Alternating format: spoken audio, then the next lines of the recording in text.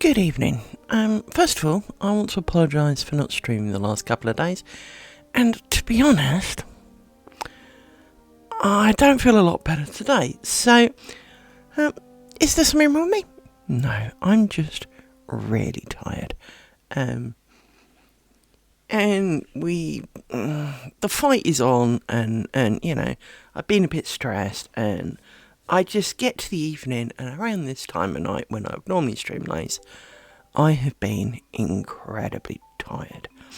So much so that I woke up, and I was going to stream at 8 o'clock, and, well, now it's 8:30, and all I seem to have done is get a drink. How did that take me half an hour? Everything is not in my favour this week. So, having been on fire last week, perhaps this is the crash and burn afterwards. So, let's do our best, if nothing else, to tackle the big square in the middle. So that, we can still finish our triangle before the end of the week. Even though I had hoped that, following last week's speed, that, we might be on the next piece of triangle by now. But this is what happens. Some days you're on fire, and some days you're just happy you fell out of bed the right side. Alright, so let's get down to business. Let's have a look. Shuffle over a little bit. Move that that way. It's fairly solid. That's a good thing. Right.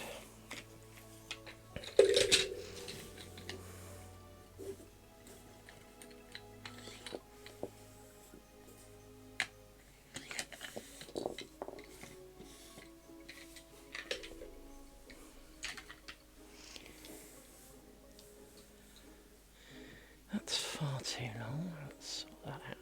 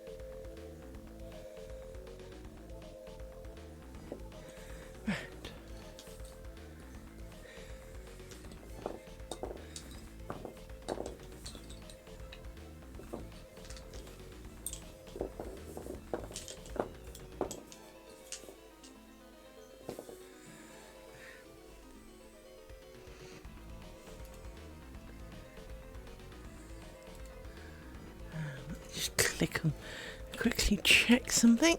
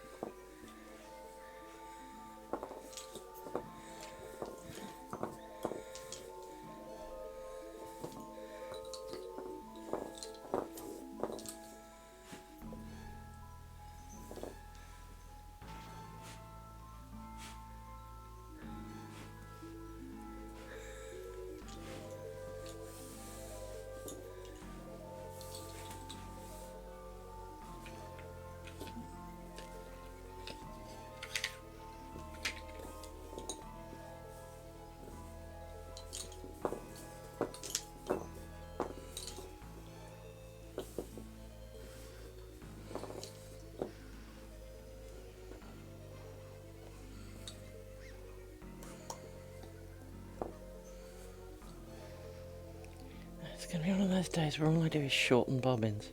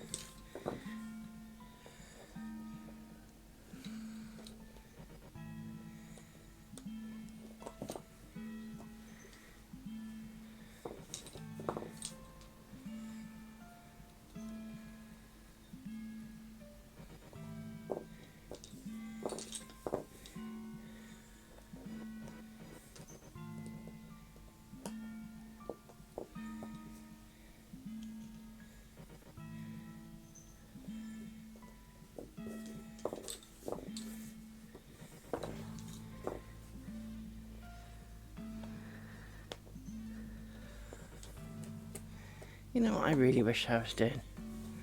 I wish I was lying in the hot bath. That's what I wish. That would be nice. Even though my bath here is horrible. Probably should replace it at some point. Oh, itchy, itchy.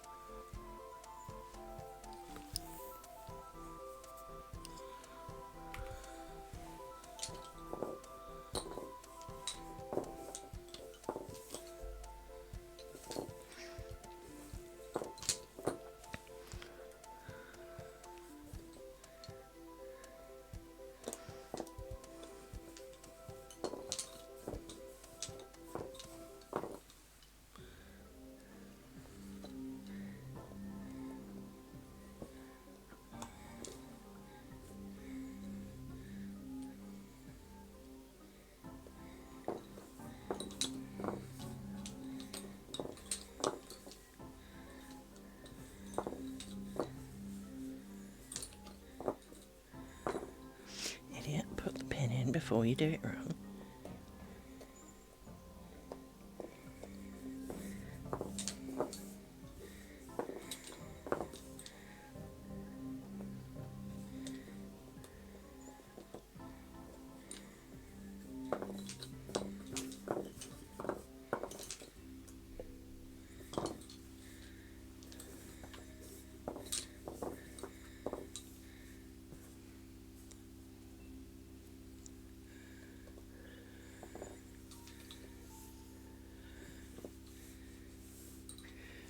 And the last one.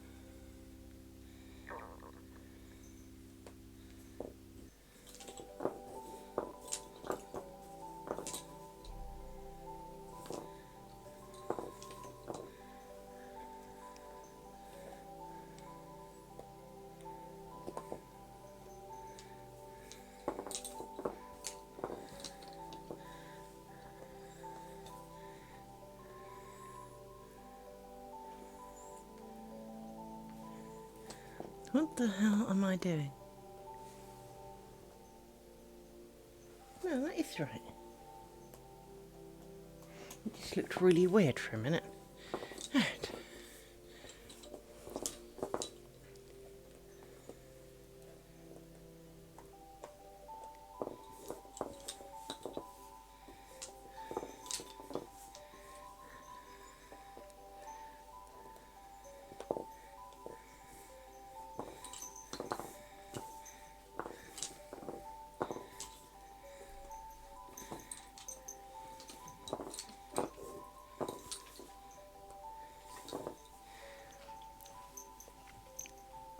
Oh, give me a sec.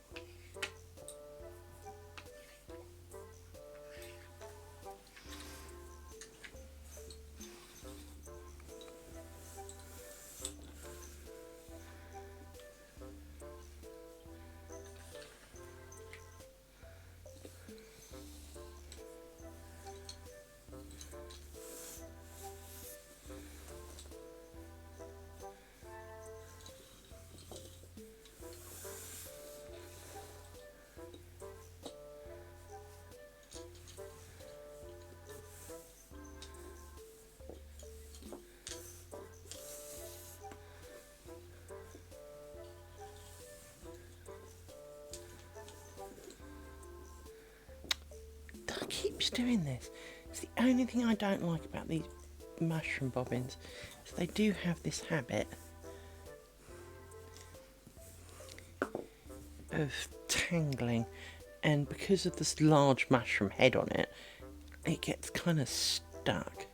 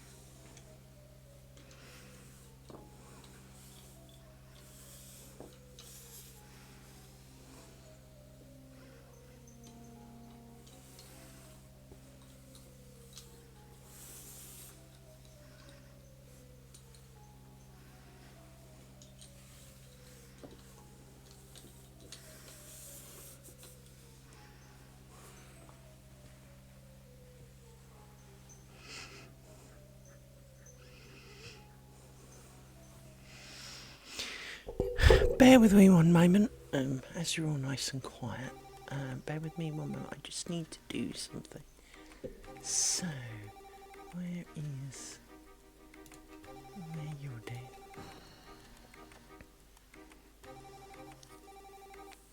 If you hear gaming sounds, you're right. I just need to go and do something for someone.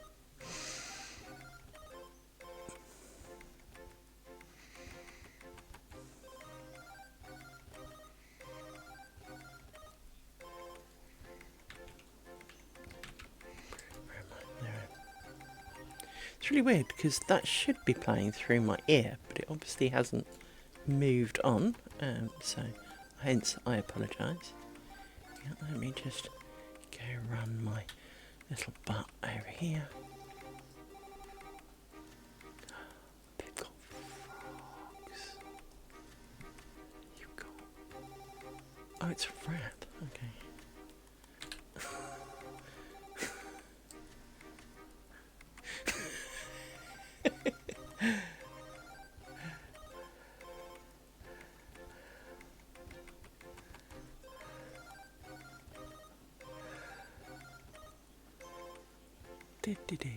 Bear with me. It's not a long run. I'm like halfway there already. I've just got to do something, try and attack something, assuming there is one, and because you know that can be a problem, and see if it still says out of range or not. Bear with me. This is not my day job. I wish, in a way, I wish it was. In a way, but I think if it was my job, it would be a problem.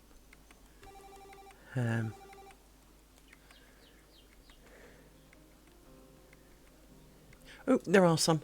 Awesome. Perfect. Large desert bat. Let's go. Let's go this one.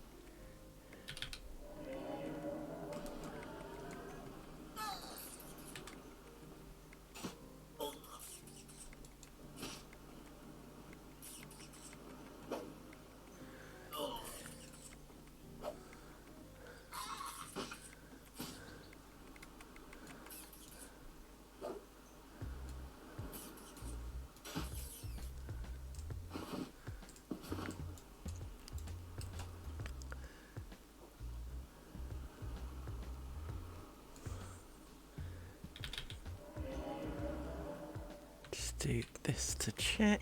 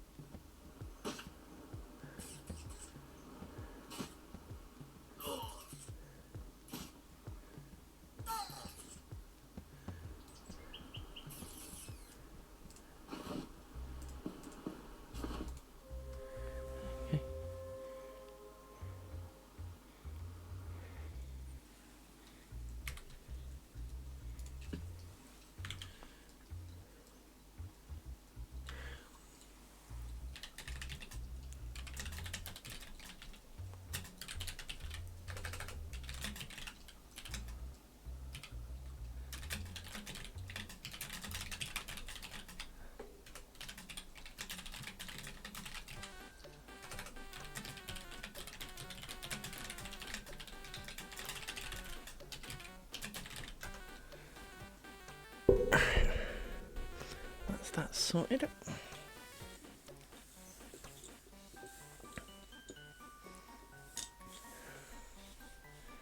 I need you next.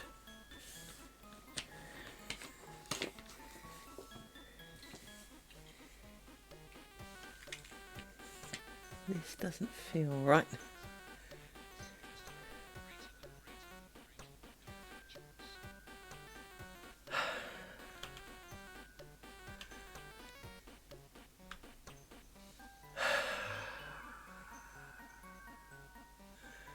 Yeah, dog dad chores, I understand. I am... Great to see you, Nautical. I am absolutely knackered. I am... Hence, I didn't stream yesterday or today. I've been really tired. And I am somewhat lacking today. but I'm determined to do some because I feel guilty for not having done any, and I haven't done my bins, and I can't believe it is Wednesday today, right? Is it Wednesday or is it Tuesday? I've you know.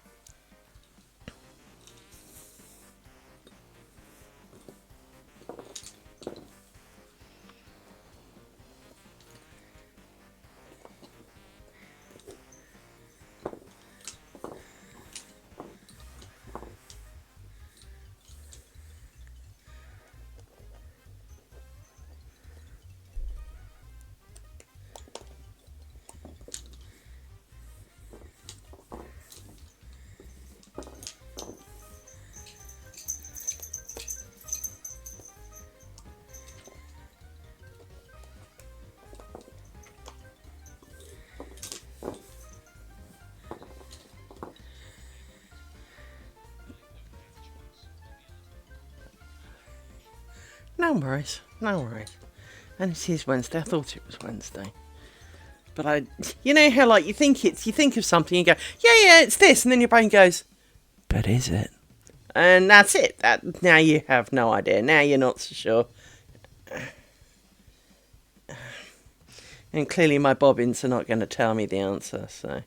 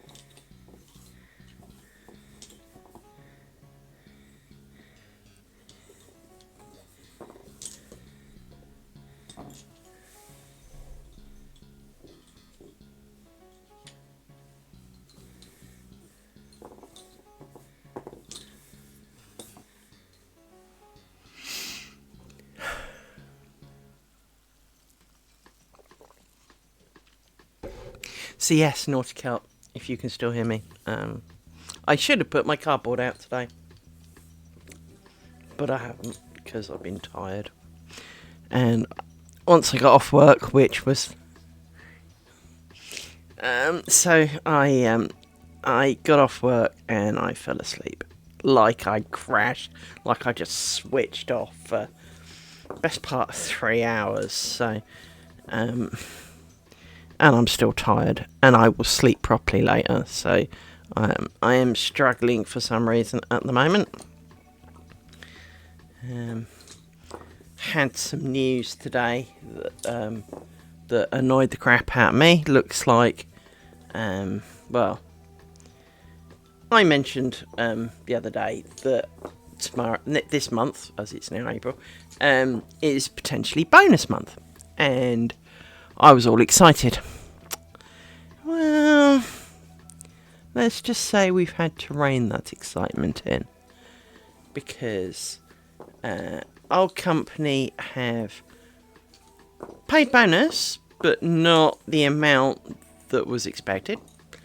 New company have not met their targets, so they won't be paying anything at all.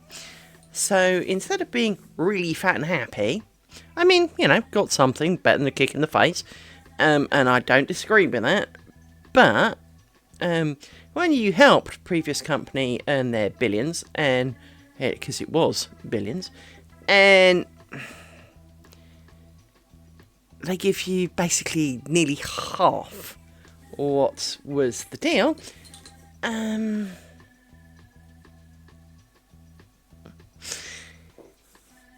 it's hard to feel the love and the joy. That was today's epic morning announcement. So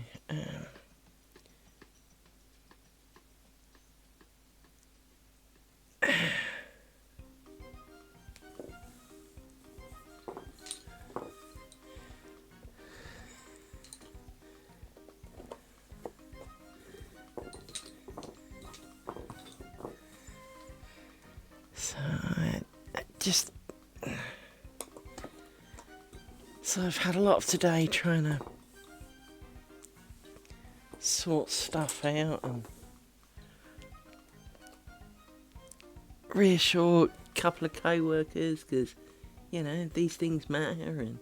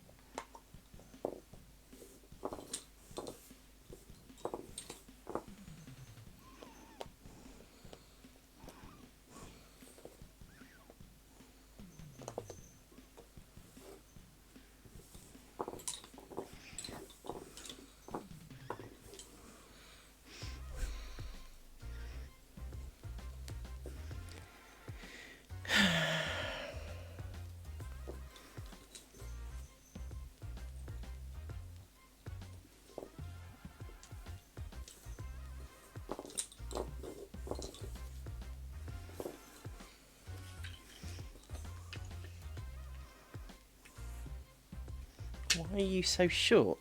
See, the moment I go to add it to here, it feels ridiculously short. But it's not ridiculously short.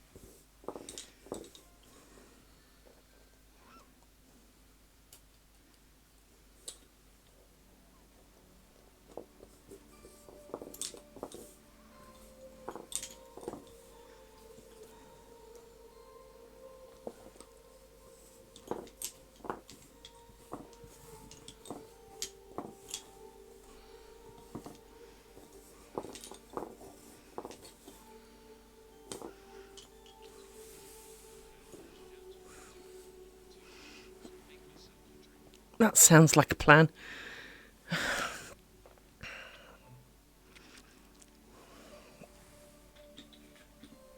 Sounds like a good plan. I haven't even eaten tea this evening. You know, for a girl who is perpetually hungry, the fact that I've not even eaten kind of sums up a lot.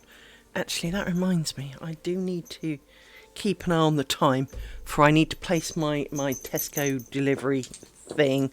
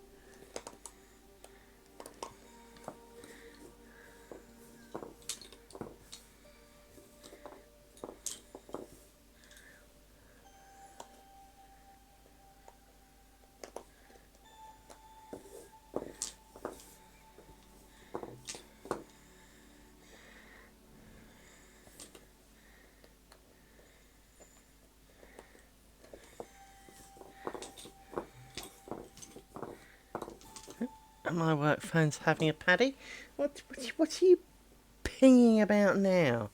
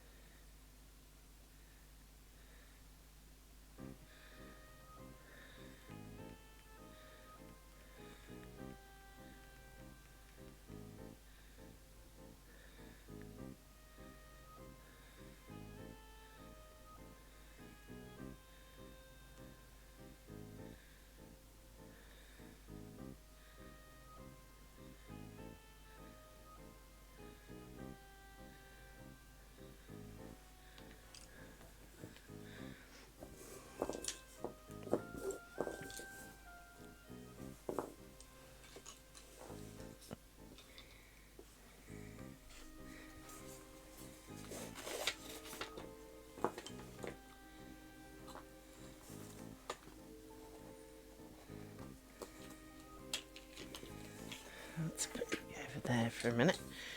Right, actually, I haven't finished yet.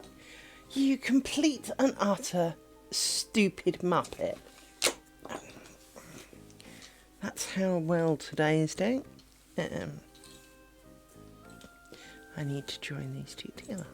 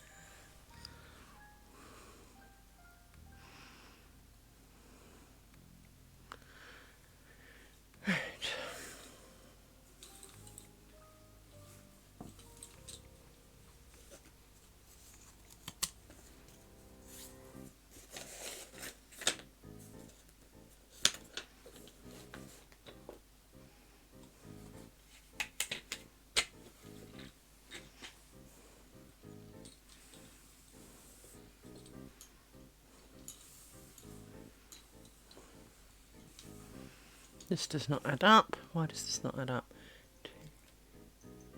It's because two of you should be in here. Like that. Which then means 1, 2, 3, 4, yep. Two of you. Excuse me, madam! Just lie on the couch. And she's utterly destroying my couch. Trample, trample, scrunch, scrunch. Just sit on my fucking cushion. And you know she knows she's doing it, because even when I'm not looking at her and I'm talking to you, she stops the moment I mention anything about sitting down, cushions, tranching. Yes, madam. You are aware that you do it, and that it annoys the shit out of me. I do love you. But not... Dear Lord, woman, what have you been in?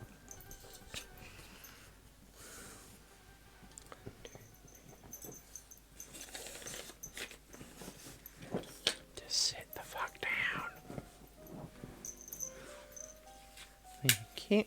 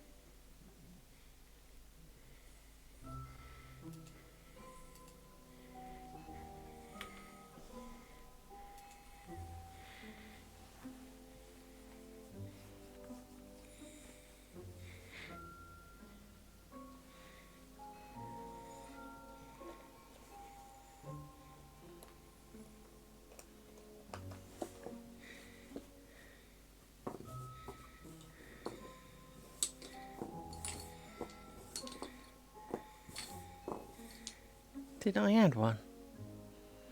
Don't think I did. Because you were supposed to go walkabout.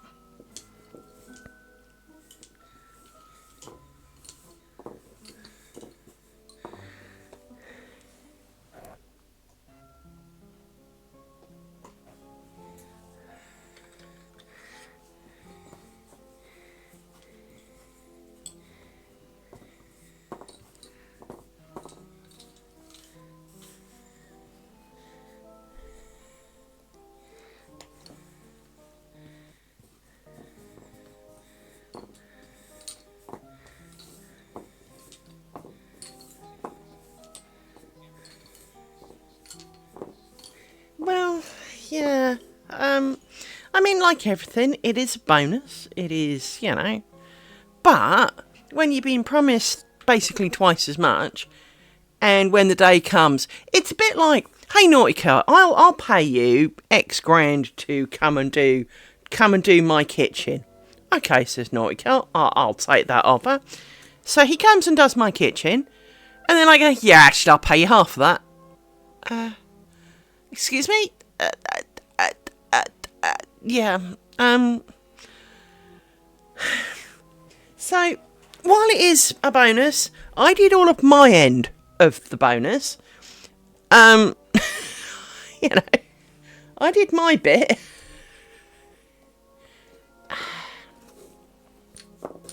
It does concern me that my current employer is not meeting targets because they didn't meet their Q4 target either.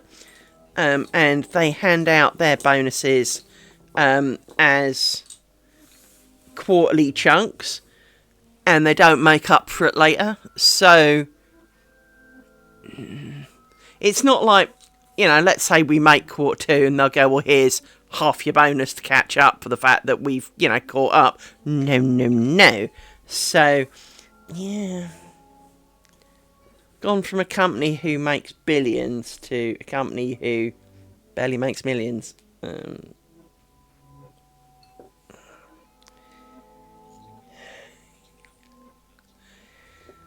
Well, this was something we joked about, actually, as part of our gripe of the day, was that, you know, because we have to do mandatory community hours to qualify for all of your bonus. What the fuck are we counting penguins then? You know? 1, 2, 3, 4, 5. This isn't feeling right. I keep feeling like I've screwed this up somehow. No, it's just looking a bit crowded back here. Okay. So yeah, it is, you know, counting penguins. It is kind of, and I've got a bit hooked over something. I need a pokey stick. I've got a stray thread.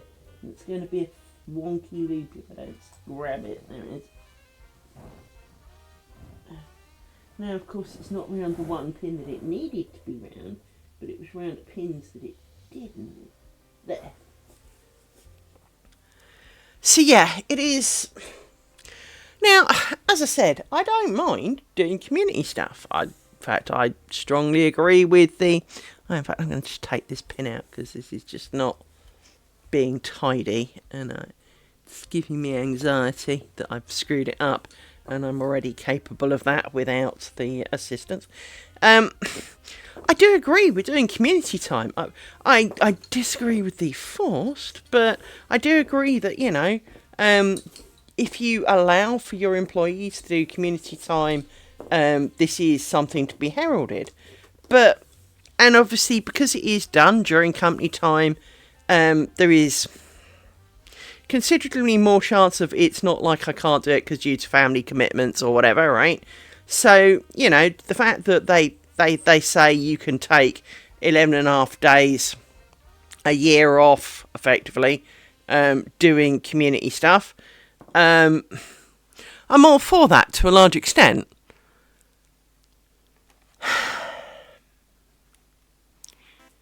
But it is, to me, frustrating that you have to do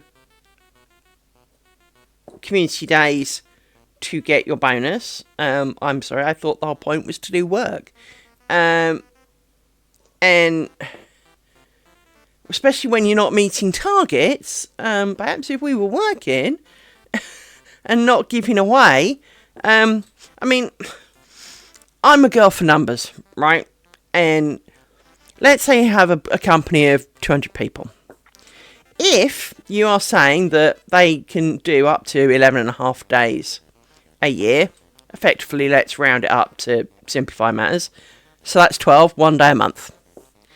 That's 200 man days per month you are losing of actual work.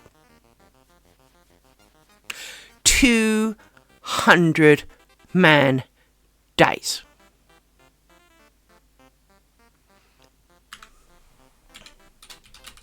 So if we assume that let's go that there's 4 weeks a year, that's 20. So 20 working days. So if we lose 200 man days, we're losing 10 people's worth of work per month. It's quite a few. Out of that's a reasonable percentage, isn't it? It's 5% of your workforce is effectively not working at any one given time in a month. Then you have to take account for the holiday entitlement, and if you've been at this particular company more than, I think it's 6 years, you get 30 days holiday. Well, then that's 2.5 days holiday. Well, 2.5 days times 200 people, you're now looking at, more like 8% of your...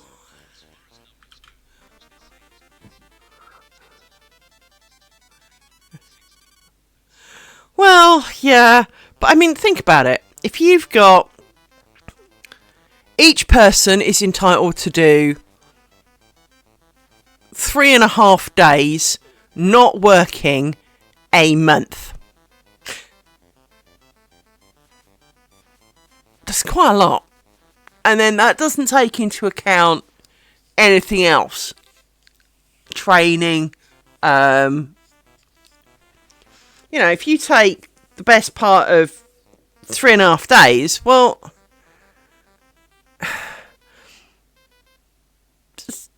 It's rapidly verging on a week a month. So a quarter of someone's time is arguably not working. Does that not seem a lot?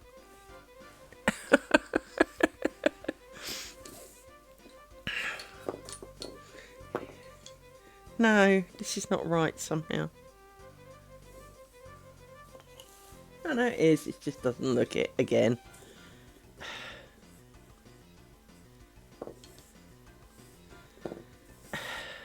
1, 2, 3, 4, 5. So yeah, I mean, I get it and I don't get it, and I think that, but when you're not meeting targets and you're kissing, 3.5 days of everyone's time per month away, maybe that's a good place to start looking. But that's me being simplistic. I know it's more complicated than that. But the principle still is, bear in mind, of course, there's also someone whose sole job it is to keep an eye on what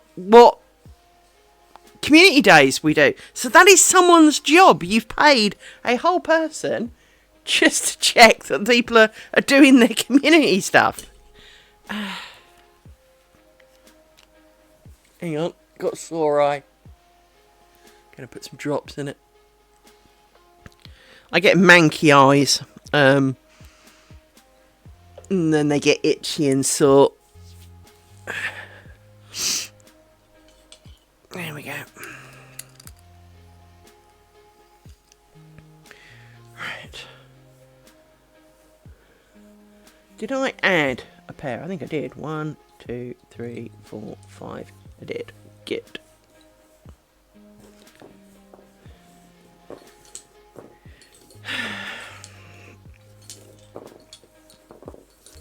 So I think part of the reason I've been tired is just general kind of depression-y thing. But I'm not at a point where I recognise I'm specifically depressed. I just am ridiculously tired. So for now, I'm just ridiculously tired.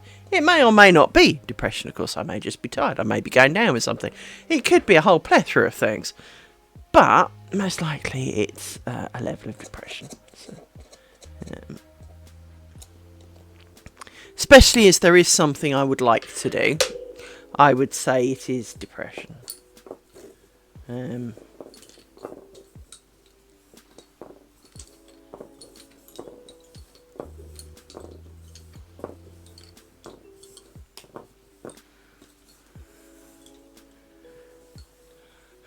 1, 2, 3, 4, 5. Let's put you in a stick.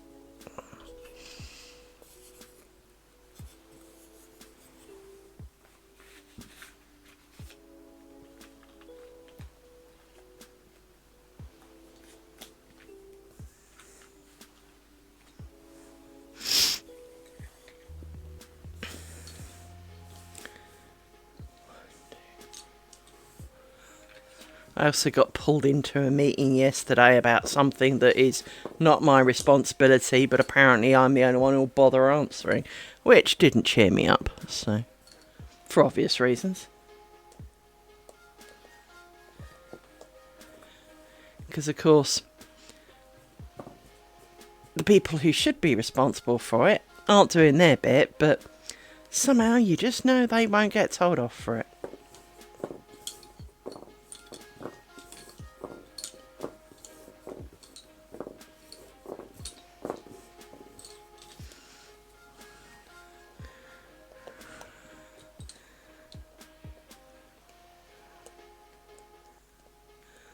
Where's the...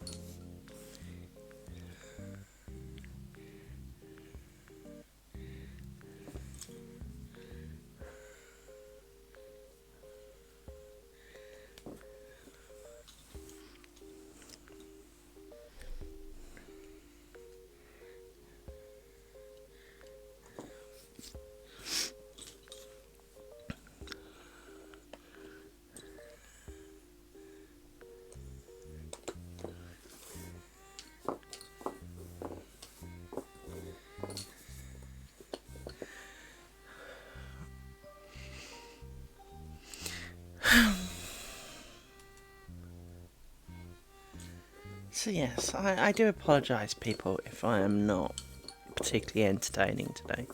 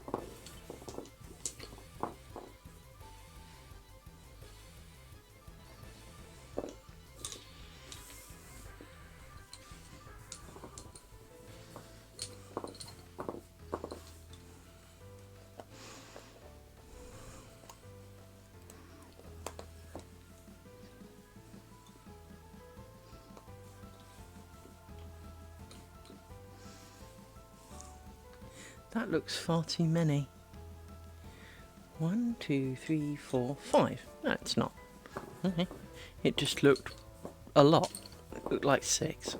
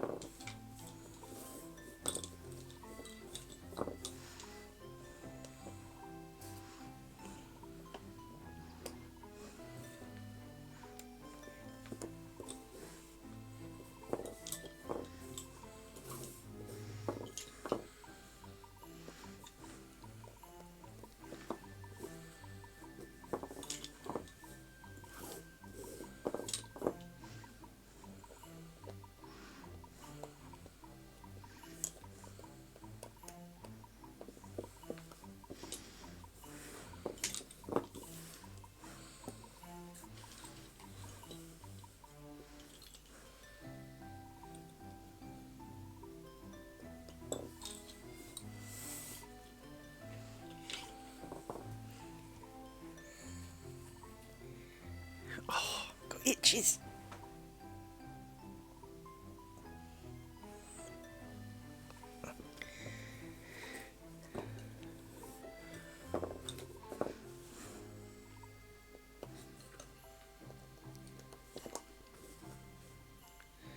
Did I twist that first?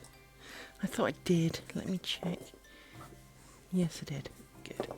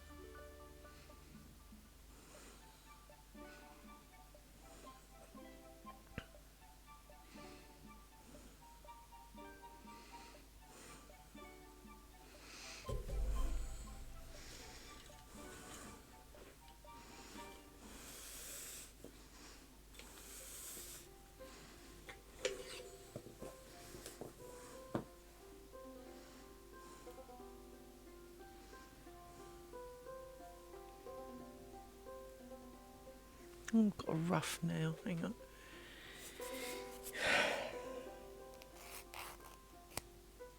I have really weird nails that seem to do random things and lose chunks. Hello! Hello! I apologise if you arrived in time for the ad. Which you probably did.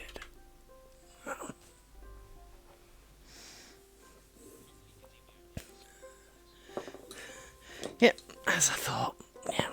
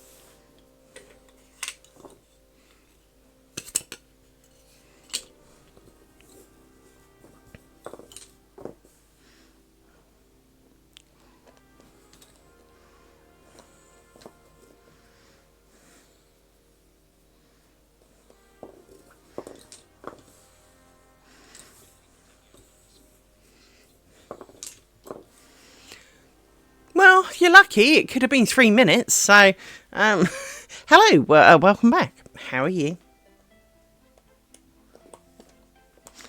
I am apologising a lot today for not having streamed the last couple of days, and to be honest, didn't kind of want to this evening.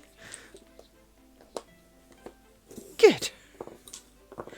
Well, yeah, I've been struggling quite hard the last couple of days, and I've been really tired, and I'm still really tired. But I, as I often say about this curtain is, even if I only do a little bit, it's still a little bit that I'm not going to have to do tomorrow, right?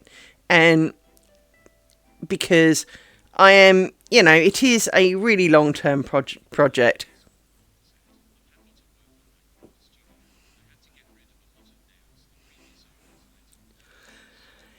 Yeah, I was really lucky when I moved in here. The people who were the previous occupants were unfortunately very disabled. And so this truly was Granny's home, right? Everything was just so, there were a bunch of things on the wall in the sitting room, but the dining room, not so much, which is where the predominance of my crafting activities are, except this is in my sitting room. But an awful lot of my crafting things could go in my dining room because I have no need for a dining room. I live alone, for goodness sake, and I don't generally have people round, so what the hell am I going to do in a dining room? And it does mean that I was really lucky. But, as you say, the biggest problem is you want to do this, you want to put that there, but you can't because, this has got a, big, 26 kind of nails in the wall where the previous occupant did one of those kind of overly artsy thing where you have 40 pictures in a cluster on the wall or something, and your brain's just going, you've made...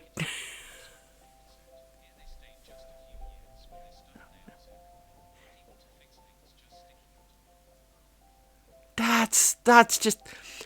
But there was, someone posted, I can't remember where they posted it, but somewhere on the internet, there was a post, and it was for a house for sale. Now, okay, whatever, right. And there was nothing special or particularly wrong or right about this house. It had a bay window. And in case you're not sure what a bay window is, because obviously different countries call things different things, this was the front wall. A bay window's where it kind of sticks out in a kind of half hexagon idea, and you have lots of windows in it to let lots of light in. But round this bay window, well, the problem is, for example, I've had to explain net curtains to people, so I'm never confident of what people call things where they are. So it's always best just to cover it. But in this picture, and you literally saw, this much of a wall, the wall with the bay window, and, this much of the other side. There were 26 plug sockets. Not 26 individual plug sockets, 26 pairs of plug sockets.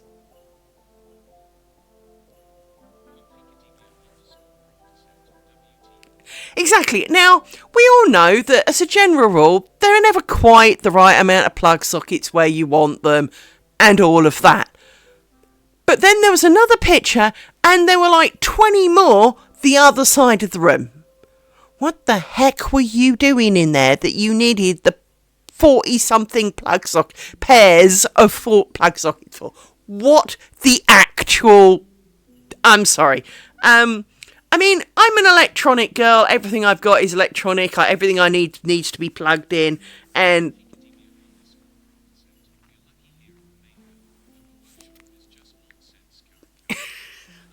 well, for example, here I've got a tower 4-way, for want of a better description, that's actually 12 plug sockets. But they're not all full, right? I want to point that out here. They are not all full. But this runs a lamp, a bitch face device, because she'll wake up if I call her by her proper name beginning with A. My PC, the ring lamp for this.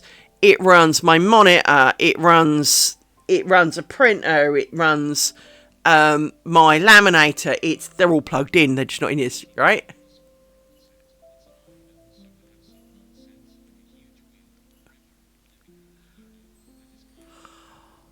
Oh, that's so cool.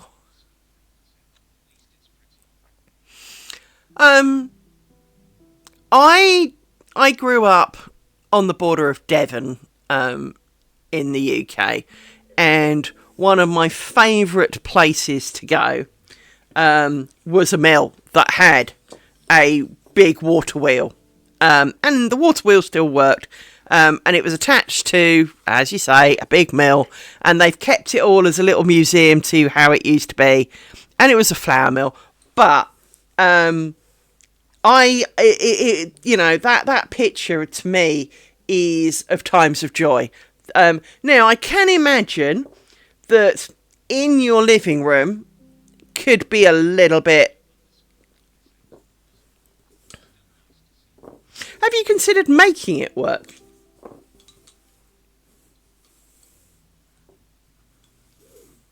What am I doing? That's not what I want to do.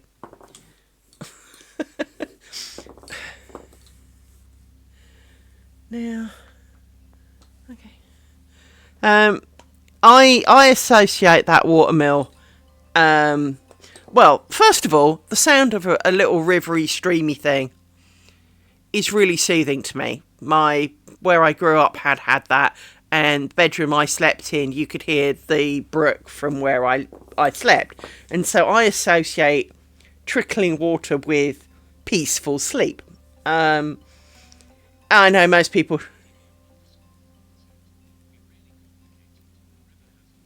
Okay.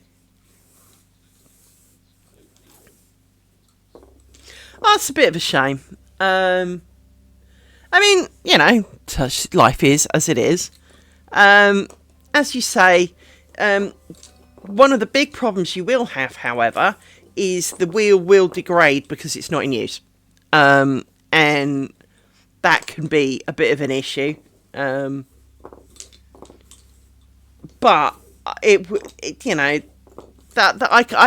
fact that it's next to a little river where it used to do that just sounds glorious, frankly. I mean, that's the only thing that I love this house. I love this house with all my heart. There is exceptionally little I would ever change about it.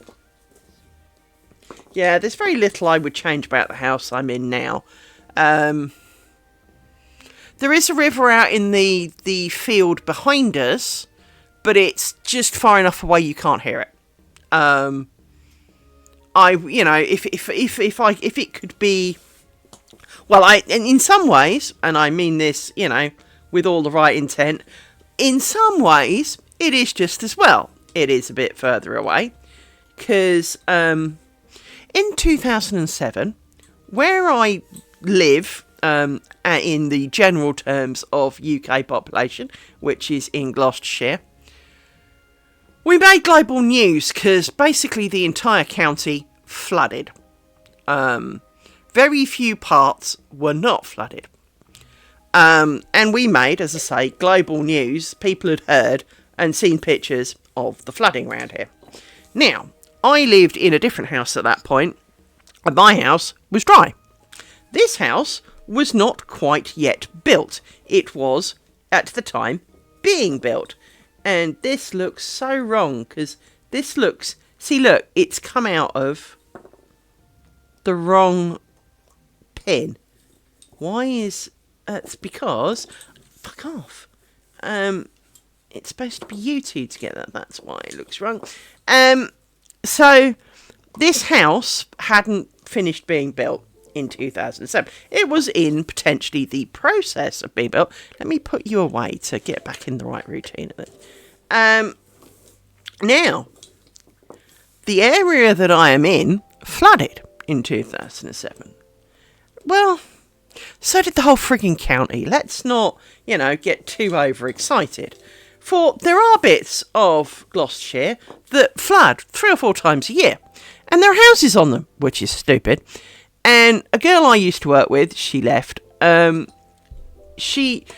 all of the plug sockets in her house were at kind of chest height for that specific reason, that her house flooded so often that everything electrical had to be at chest height, or it was just going to zap everyone within like 100-yard basis. So, I would never want to buy a house with that level of problem. But when I went to buy this one, the solicitor because over here,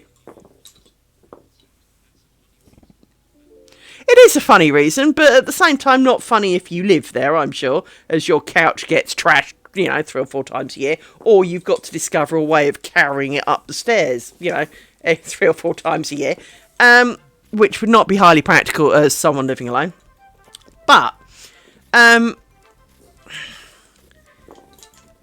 as I say, because everywhere flooded, when I bought this house, in the UK you have a solicitor who assists you in the purchase of your house. It's really annoying because, of course, they get money for doing bugger all of nothing, frankly. Because you have to pay for the surveillances and all that. They don't sort that out and then you pay them. No, you pay for that. And, I mean, solicitors as a general rule seem to get paid for doing not a lot, to be honest. But, it was the same when my dad died. They milked like 40 grand for filling in some forms that I had filled in for them and sending them off. I'm sorry, you got 40 grand for sending my forms in? Out of my money? Yeah. But, we have solicitors and they overview and, read the reports and then advise you or whatever on whether or not you, the risk of purchasing the house. And I had a bit of a row with my solicitor over the purchase of this house because it's a flood risk. No, it's not. Yes, it is. It flooded in this state. Bitch, everything flooded in this state. There almost wasn't a dry house in 2007. So, of course, they can cite it as a flood risk.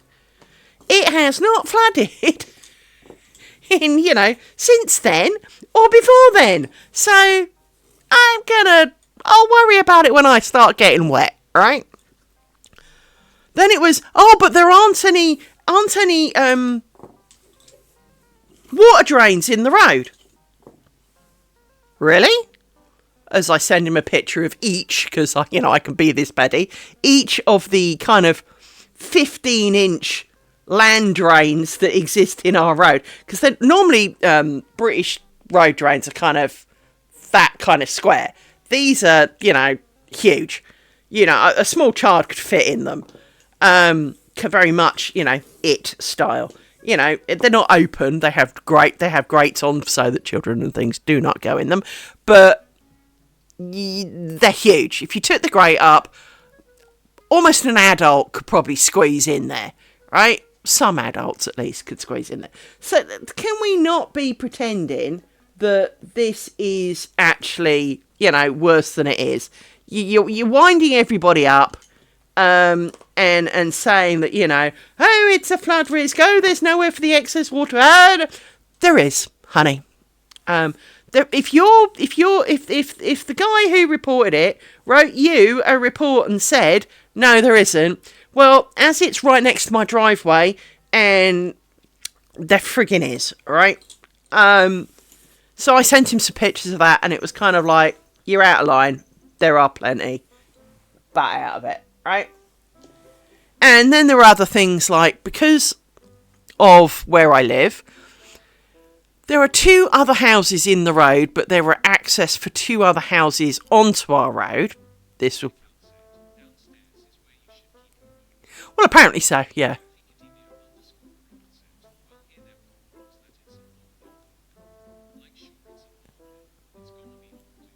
Yeah, you don't get a brand new one, usually. You don't get new mills that don't work, It's new old stuff, is it, really? It could be fake old, I guess, but, Anyway, so... Well, it good. And so this when I was buying this, one of the other things that he was really against was the fact that because this house is owner of the road, so it is a private road, and technically I own it. So when I say my road, I actually mean it is physically my legally paid for road. And because of the road, there is a deal done, it's in the deeds for everyone here, that my immediate next door neighbour has to pay, we each pay a third each, and then one house that doesn't even butt onto our road and another house pay like 10% each or something, right? So I think we each pay 30%, and then the other two houses each pay 10%.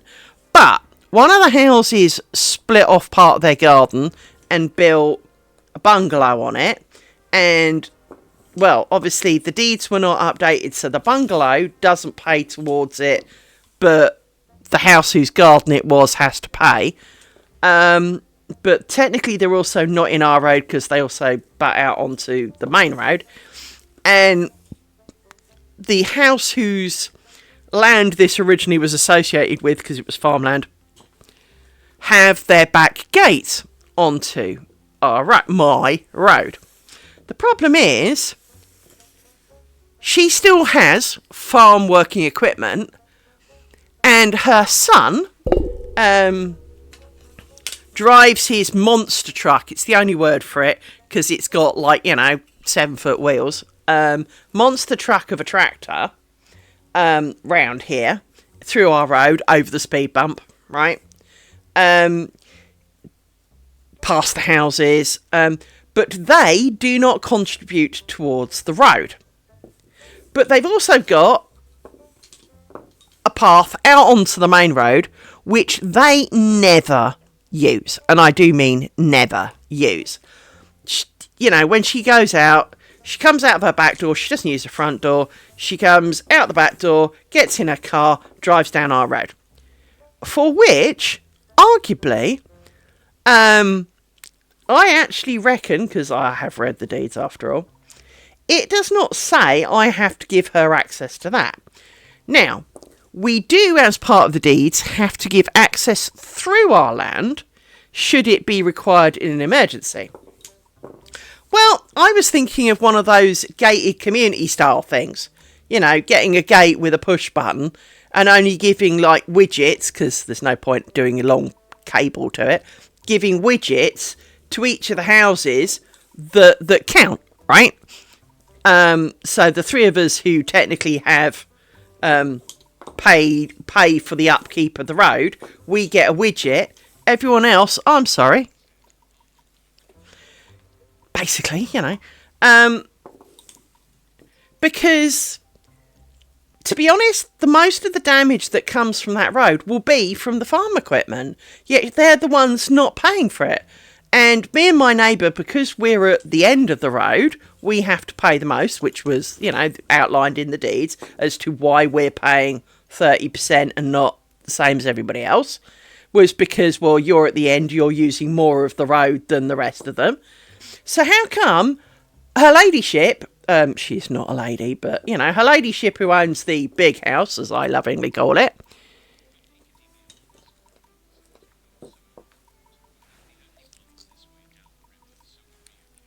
you see, that's a bit different, but you see, if as I say, I can't draw, so our road comes down and it's kind of a T shape. I'm at the flat part of the T, and my neighbours are kind of wrapped round their end of the T. The next house is on the bar of the T. The T then joins a road that goes along here. Mrs. Big House lives over here, so her back gate comes out onto the bottom of the T, and she drives the full extent of that road. With her farm, well, her son does at least, with the farm equipment, and she does with her little Astra. So, I'm sorry, but if I've got to pay 30%, how come you're the one doing all the damage to the road?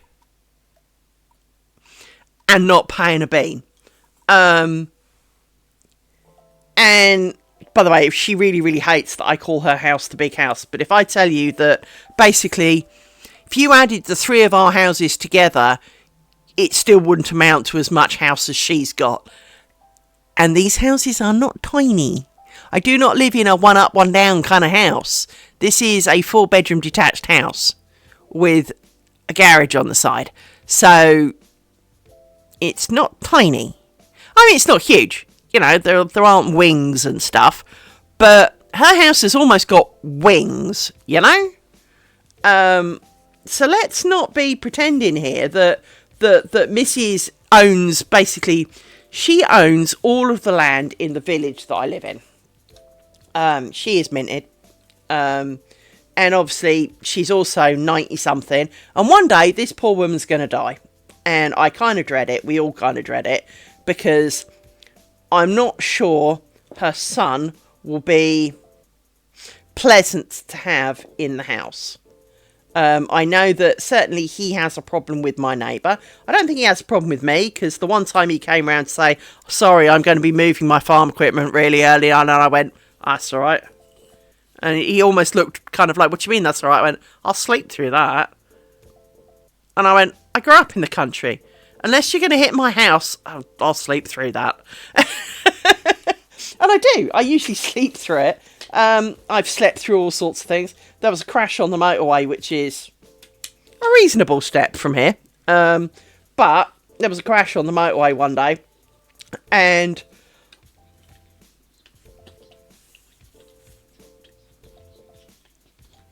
well, exactly. And you know, if you need to do stuff, you need to do stuff. You know, thanks for warning me, but honey, I'm going to sleep through that without even trying. So, you know, let's not, you know, no need to worry about me.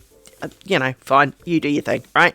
And I think because everyone else kind of goes, as he's obviously going to drive past their house, all the way around behind our houses, and then do some work, they find that really disturbing. I slept through it. But so I don't think he has a problem with me specifically because, well, you know, I'm very accepting. You spread muck, that's fine. I actually quite like muck spreading smell. I'm a bit weird like that. It's a wholesome smell and it doesn't last very long. So I don't mind. Everyone else minds. Well, I don't. It's got to happen. Anyway. So hopefully I'm kind of on the better... Well, my gran once summarised this, and bless my gran, she was a... Yeah, if you want to eat what comes out of the farm, then you got to allow them to put stuff in it, you know. But my gran once summarised it really, really well. They were about to build Terminal 4 at Heathrow. Yeah, it was many, many years ago, and there was an uproar. I think they were extending one of the terminals or something. Anyway, my gran said, "I remember when Heathrow Airport was a field, right?" And I kind of looked at her and like, "Are you really that old?"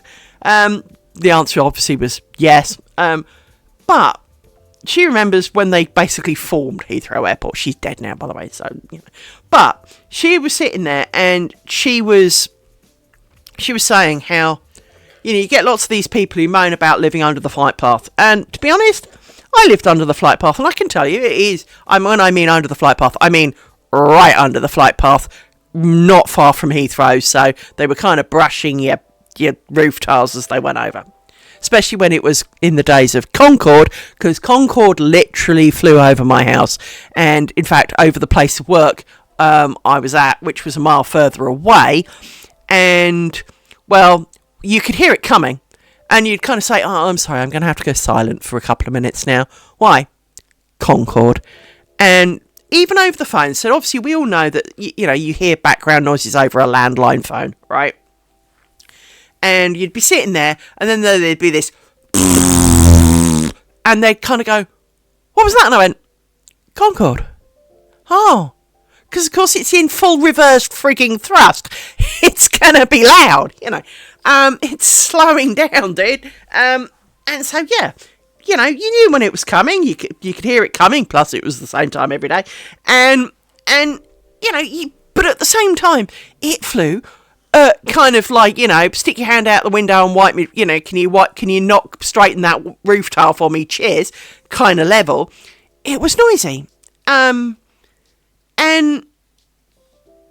people could complain. And I can't say I was impressed, because I didn't because of course the day I went to view the house, there were no planes flying over it, obviously due to weather or whatever. But there were no planes flying over, so I didn't know.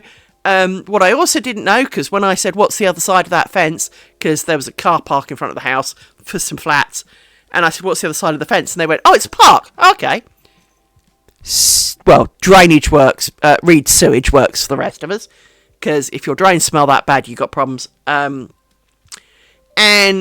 on a hot day, so the day we moved in, we were nearly 2 miles away, and it was like, have one of you trodden in something? Did you fart? Kind of thing. The whole way they're getting worse and worse, and it's like, you must have shit yourself. Come on, what's going on? And then we opened the doors. Oh, Christ. And then we found out. Because, of course, you could have looked on a map, but you've asked. You said, what's the other side of the fence? You've been told. It's a thing. It is illegal to lie in the house buying process. So, well, you believe them, don't you?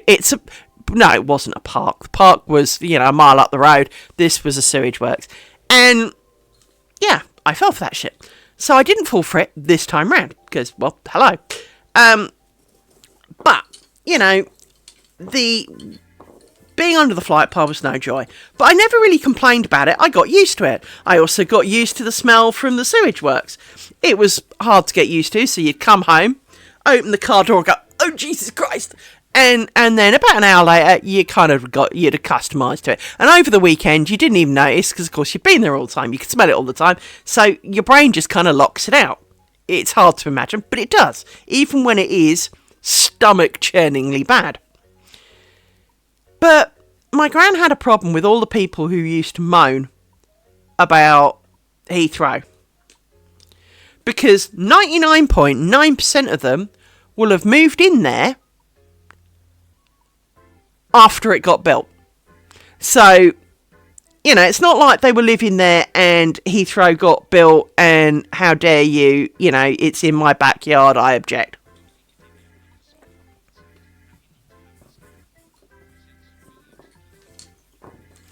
Well, I'm worse now than I was, I'm worse now than I was.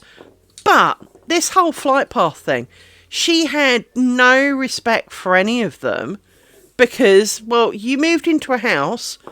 Heathrow is, 4 terminals, one of the busiest in, it's the busiest in the UK, blah-de-blah-de-blah. How can you move in and then whine that there are aircraft when you move next to an airport? My music teacher did the same, actually. Well, not about airplanes, but she did the same. She moved in. That's right. I just realised I kind of screwed that up. She moved in to she wanted to move from London, and she moved to a really, really, really obscure village in Somerset. And the first thing we heard from her was whining about the church bells. Now, I was a bell ringer at the time. There's a thing called Dove's Guide. It tells you all of the belfries in the UK, how many bells, when they practice, what day of the week they practice on, who to contact, and all of those kind of things. Well, they can silence the bells, but they often don't.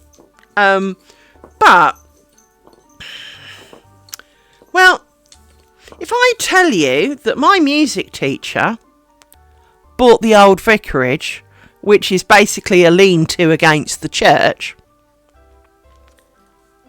and it dings every 15 minutes, it only kind of goes ding. I think it might actually be half an hour, but you know what I mean. It kind of goes ding, and on the hour goes ding, ding, ding, ding, kind of thing, right? But you moved into a house right next to a belfry, because belfries have a bit of a look to them, and you knew a bell ringer.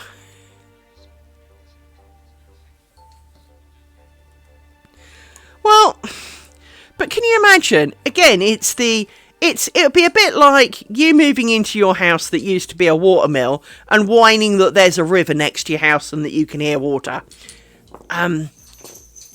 It was there first, and there is. I mean, you could moan that it floods and that you weren't told that it floods. That's a fair, valid point. You know, you knew that there was a river. I mean, if you've got any eyeballs, you should be able to see the big frigging... I mean, as you've said, you've got your water wheel. They're not small. It's not like you wouldn't have noticed, you know. And so the river that it sits in is almost certainly not, you know, a trickle like, you know, the overflow from a toilet. And so the river that it sits in is almost certainly more than, you know, the kind of a string of piss that goes down the side of your house. It's going to be deep and it's going to have a decent flow of water to it because it obviously needs to have the pressure to turn the grindy things. So logic already dictates that if you're going to be mad... No, but it would still be the, oh, I can't sleep because of the noise of the river. Well, the river's been there hundreds of years, love, you know.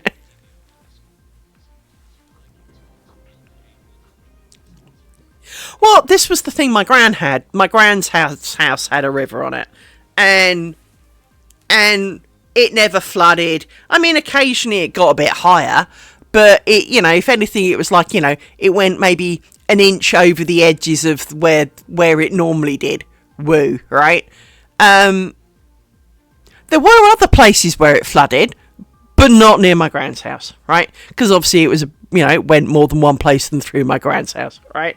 So yes, there were places where it would flood and, well, you can't go through that road because, well, it's like 1.5 meters underwater. Well, you know, that was definitely a thing. That feels wrong too. No, it's good. But you know, it is the, how can you, I mean, person who bought my gran's house when she died, they've done so much work to it now that it is unrecognisable, frankly. But my gran had the whole 9 yards. She had a well, a cesspit. She, you know, she didn't even have, there was no central heating. There was, you know, and that's what I grew up with. So I have no problems. You know, it doesn't faze me in the slightest. But when you get people who are kind of like, oh, we bought this ancient monument, and well, you know, it needs so much work. Oh, it's terrible. You know, there's, you know, we bought it and it was advertised as having a disused mine in the fields behind it, but it means we can't do any work because the ground's unstable. Oh, this is terrible. Well, where were you? I mean, you know, so many of these things are. This did not dawn on you that this was likely to be the issue here, you know. But my gran had zero tolerance for the, you know, the extension of Heathrow Airport people about, you know, oh, I can't stand the noise of the place. Well, then you should have moved there. Move somewhere else, you know. No one made you live there. I mean, yes, it's probably more practical for your work, but if you hate it that bad, yeah, you could have lived somewhere else, you know. Drive a little bit further, live somewhere else, you know. So it is. She had zero tolerance for that. My gran was really a very tolerant lady, but stuff like that, where, you know, like I say, it would be like moving. Well, she is, and this is where I struggle in today's society sometimes, is that, you know, you get a lot of these things of the, oh, this is terrible, I've got to work 9 to 5:30 as my job. How can I be expected to do all of those hours? That's what the rest of us do. Why? What makes you special? You know, it is that kind of moment, right? It is there are so many people who seem to kind of go, oh, well, I want to live on a remote island in Barbados. Oh, but I can't have really fast internet, and where's my Amazon shipping and Just Eat and you know, DoorDash, Uber Eats, whatever your country offers. You know, all of these kind of things. You live by boat, like, you know, half an hour by boat. What did you really expect, you know, when you bought your little island? You know, get a helicopter and fly Jeeves to go and get it, you know? Don't be moaning that you can't get an Uber Eats, you know? It's... People seem to have a terrible expectation these days of things. And I you know, certainly a lot of them, I do agree that if you were living there and then they built something, so for sake of the argument,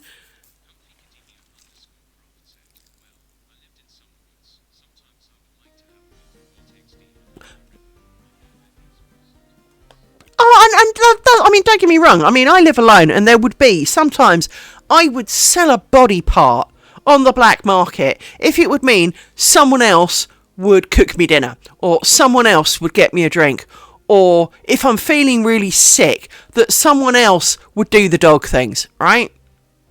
I'd give a body part. I really, really would, because, you know, it's convenient, it's helpful in your time of need.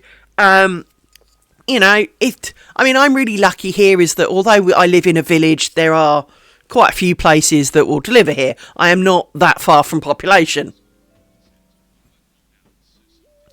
Well, and this is the thing, I'm sure like me, your standard of food can be really appalling. As long as it counts as food and it's not like dog food, you know, maybe your dinner will be a bowl of cereal because you're just not in the mood. Or maybe it'll be this half-assed sandwich of some dead stuff, you know.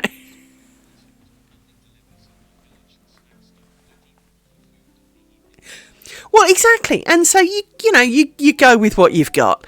And, you know, you find something that requires the least amount of effort, the least amount of cooking. Pot noodles. Pot noodles.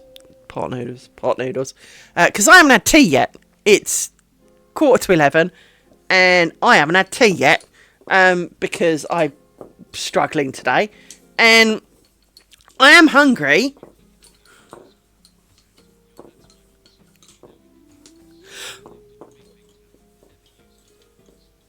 Well, I mean, when I lived in my dad's house after he died to help for a short time to sort out his estate before, you know, it got sold and everything, I did do a couple of kind of deliveries to the house. And I was there 2 months. I'm sure it was 2 months. It was probably less than that. But I did 2. But what did surprise me is, you know, you open up the app and because Just Eat, there used to be a whole variety of them. There used to be like Hungry House, Just Eat, something else. Anyway, opened up the app and it was like 60 places offering lunch to me, let alone tea, right? And you'd be kind of going, I didn't even know we had those around here. And bear in mind, I used to live there. And it's kind of like, really? And you'd kind of scroll through them all, you know, endless, like, doom scrolling of this stuff. And you're like, pretty much, if there was any kind of food, you could get it. And I found it really surprising because while my dad lived on the outskirts of London, but it was like really outskirts of London. You know, if he lived in the middle of London, it would be far more understandable because, well, you know, in the middle, you know, London actually isn't that big. So it wouldn't be too surprising to have, you know, quite a lot of food choices. Just because, well, there are, you know, because, you know, within a mile radius, there probably are 60, 70 restaurants, you know, whereas, well, where he lived, I think there was only one in the high street, you know, so there was a McDonald's, I will be fair to it, there was a McDonald's, let me check how many of these, there was another one to go, so you went over, so you were under, so you're over, alright, no, that's right, so from that point of view, I wasn't surprised that there were more, but I was surprised there were quite so many. And some of them were prepared to come from a fair distance as well.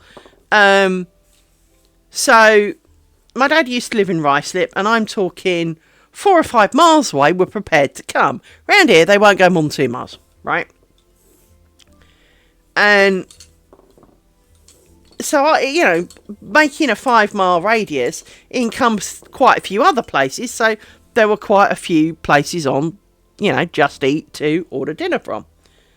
And, it was almost I kind of want to try that now. Now I can have one and I'm here. I kind of want to try that. But, to be fair, even since I moved in here, it's gone from having 15 places on the list to having like 30. Especially during the pandemic, because obviously people weren't going anywhere. And so, food to you was definitely in.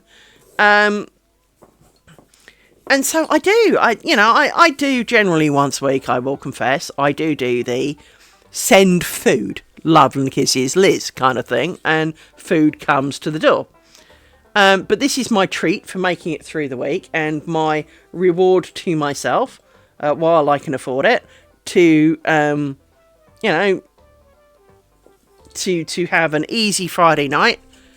And, now there are some times I haven't done it, but it is a general rule of thumb that Friday night is takeout night.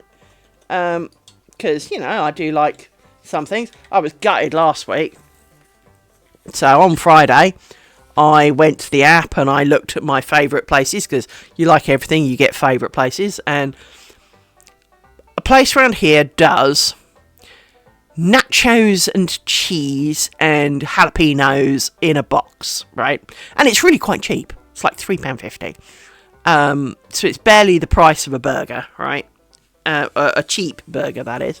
Because most burgers are now about £7 from anywhere other than McDonald's. But then, of course, they contain actual food. So, but most of the burgers are about £7 or something, right?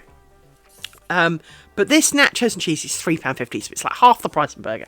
And it's a monster pile of nachos with a monster pile of cheese and a rather unhealthy amount of jalapeno peppers sprinkled all over the top. And it's glorious. I quite like that. So I decided I'd book me some more of that because, I am rather partial to it. Accepted my order. Great. About 10 minutes later, your order has been cancelled. No delivery drivers. It's funny, you're still advertising for delivery on the app. Cheers for that. Which is kind of weird, because the week before they'd kind of banged on about how, because it's the start of Ramadan, that they were really, really busy because of that time of day. And I said, well, you can always make me late. I'm not, I won't die from having my dinner later. Just tell me it's going to be late, because, and I'll be happy about it. Oh, no, you're one of our best customers. You've been coming to us for over a year now, because they've only been advertising for a year now. And it's kind of like, we really like you. Well, so the next week you cancel my order. Well, it's not liking me, is it? Liking me is sending some dude anyway, considering he was the owner of it. So, thanks for that. So I was kind of disappointed because, like everything, once you've ordered it, you're really looking forward to it. What do you mean cancelled? This week, I've already decided, I know it's only Wednesday, but this week I've decided that this week is going to be Naga Burgers. Another place round here do Naga Burgers. What is Naga Burgers? They also do Naga Kebabs. Holy shit, they do Naga Kebabs. Oh my god. If you've ever had Indian food and you have had chicken naga. Chicken naga, for example, is chicken, much like most of the Indian dishes, so chicken, fine, in a naga chili sauce. Naga chilies are pretty hot. I mean, they're not going to kill you, but they're pretty hot. My ex-husband first discovered Naga chilies, and we were sold very quickly on this idea. When the place he worked for, we were still together at this point,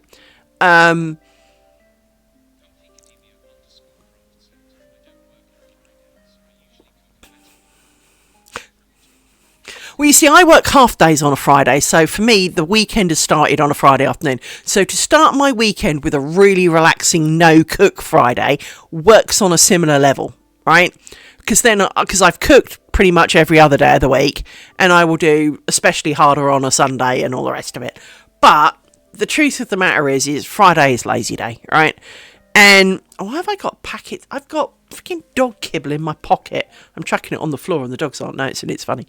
But naga, so chicken naga, these chilies are not like gonna melt your mouth, but ex-hubby's workplace, guy had been up north and he'd gone out, and so one of his friends had recommended to him chicken naga, and he'd had a chicken naga and he couldn't eat it.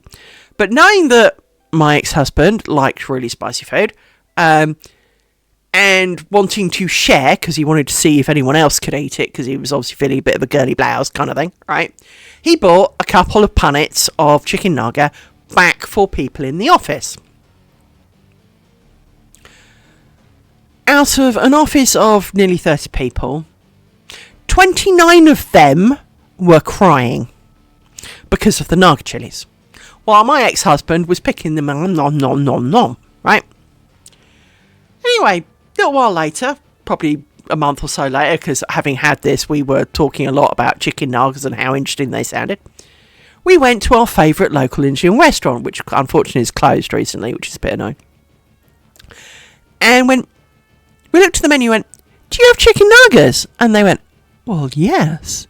And it was like, Trev goes, "I'll have chicken naga." Now, wanting to not leap in with both feet, I picked my usual food. Because Trev never eats all of his food. And I end up finishing it, because you're not going to bloody leave it, right? That, and I'm a pig, right? So, I ate my dinner and waited while Trev kind of pushed his dinner around a lot. He didn't eat some of it, he eats about half of it. And then kind of went, "Oh, I'm done." And I went, "Am I eating that?" And he went, yeah. And I went, "You had chicken nugget, didn't you?" Yeah. And I went, "Okay."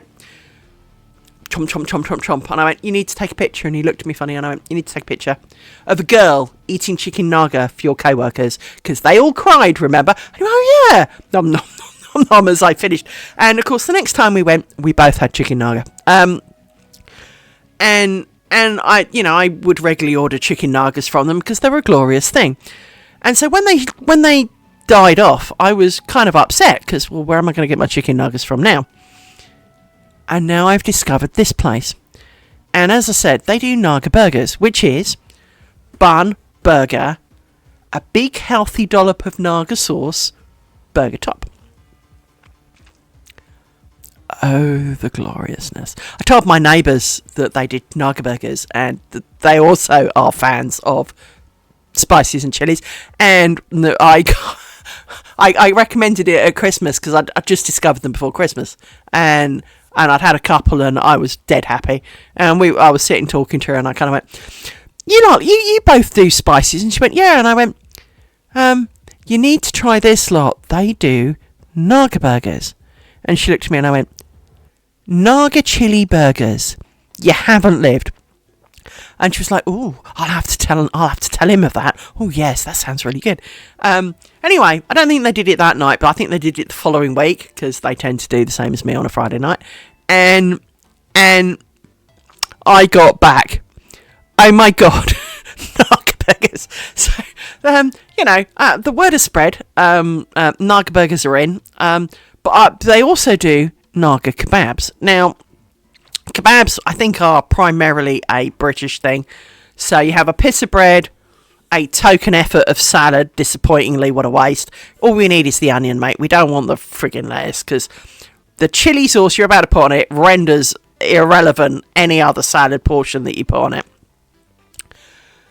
Doner kebab meat, which is the dead leg on a spike that goes round and round and round.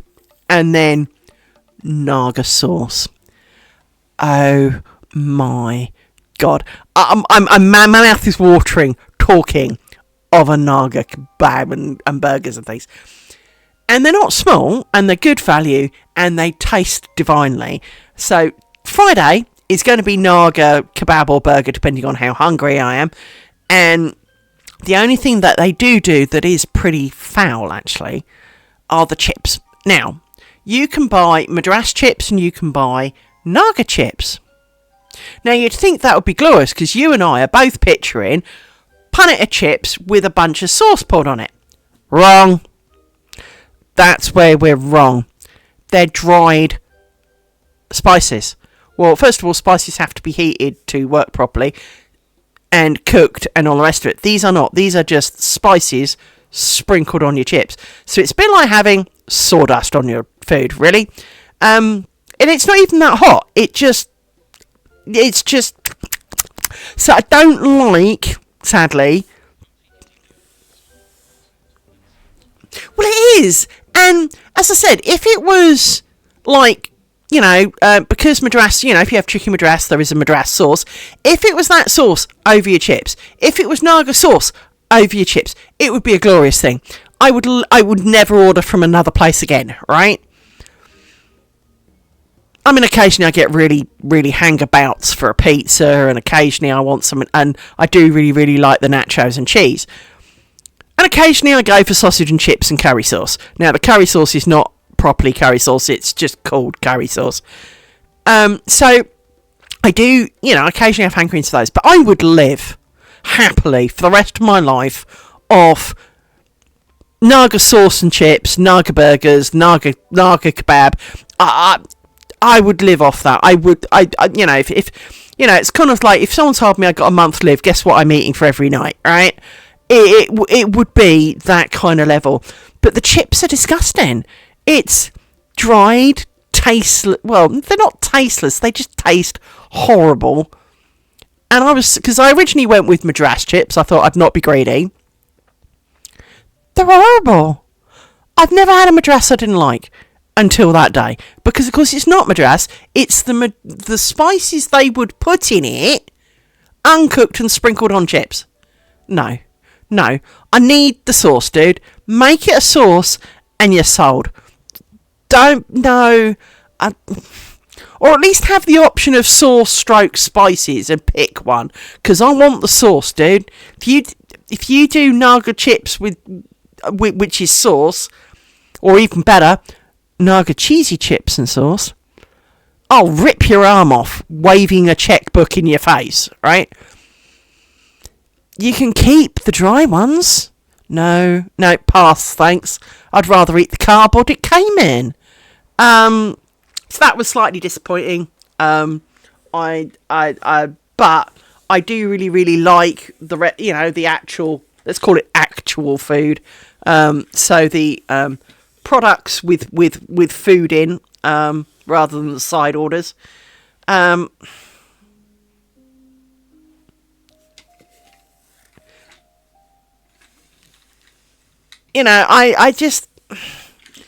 It just seems really sad that they've spoilt their beautiful menu with these ugly chips,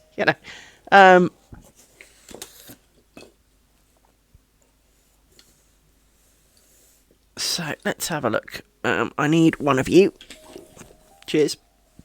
Right. And you are wrapped around something you shouldn't be. There we go. You can stay over there a second. So, yes, I am looking forward to Friday. I really should have done my bins today, but I haven't, so such is life. Let's do some of these.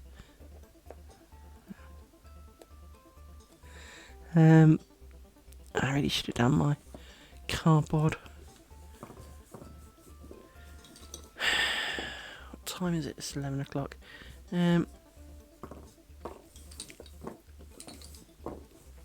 So, when I get to the bottom of this cloth stitch, I am going to wander off and be done for the day, and then go and throw some cardboard in the cardboard recycle bin, even though it's not all of my recycling, but I shall throw some stuff in my recycle bin and move my bin to the right plus spot, because God forbid they have to walk the 2 metres up my driveway to collect it.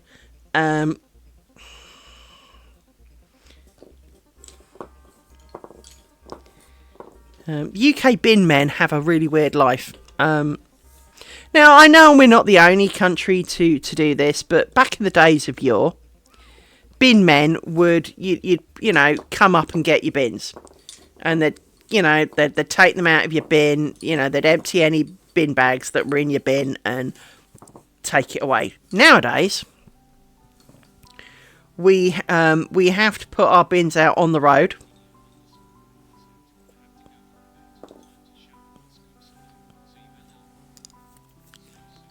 Take care, and yes, I shall probably be back tomorrow. Assuming I do not, go insane before then. But yeah, the whole kind of bin. Well, I enjoy having someone to talk to, so thank you. Thank you for coming, and yes, it was pleasurable to speak to you too. Where's my bobbin? So yeah, but on the bin men front, in the UK, it used to be that bin men would go up to your house and grab your bins. So you didn't leave them on the street, you could leave everything looking fairly tidy, and they came every week. Well, now they come every week, but they don't collect the same things every week. So now, they only take your generic refuse once every 2 weeks. On the other weeks, they now take your recycling. And in some places, they are talking of cutting it down to a month. Now, I can tell you now, as a single person, 2 weeks is generally okay for me. I'm alright with that. But if I had a family... It's alright, just trying to work out. Yeah. If I had a family... and, had children, so there was generically more food, more waste, as in, birthdays and more birthdays, more things to buy, more things to replace, more, all of that. I'm not sure that I could do every 2 weeks. Especially in terms of recycling, because I fill my recycle bin every 2 weeks. When I remember to do it, obviously. But I can fill my bin every 2 weeks. Well, if I can do that as a single person, imagine how much there could be if I was cooking for many more people, right? It just seems very short-sighted, especially then to be talking of going to monthly. And, of course, in the summer, your refuse is going to stink a bit as it cooks in the sunshine. The idea of collecting that once a month really seems quite horrendous. That seems a very bad plan. But that's they're not doing it here yet, fortunately. But I'm sure they'll think about it the moment the moment the word gets around that months, someone's trying months, someone will sign up for that because it saves them money, right? So I don't know. I struggle a little bit with a lot of these things for that reason. But I do need to do my rubbish. I really do need to throw this shit out.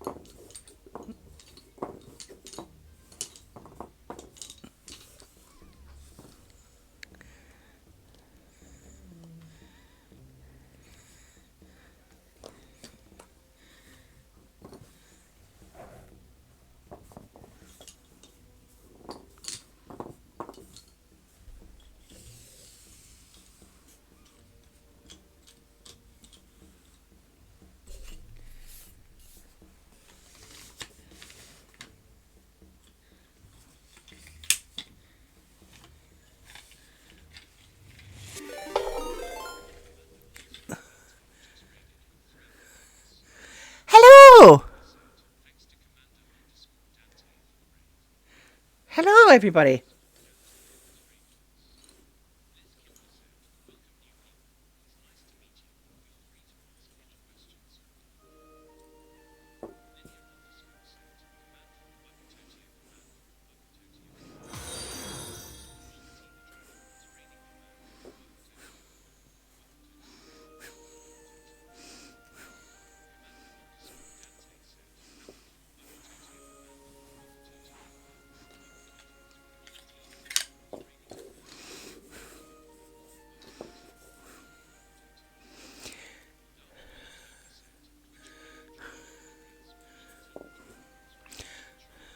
Hello, chainmail. Wow.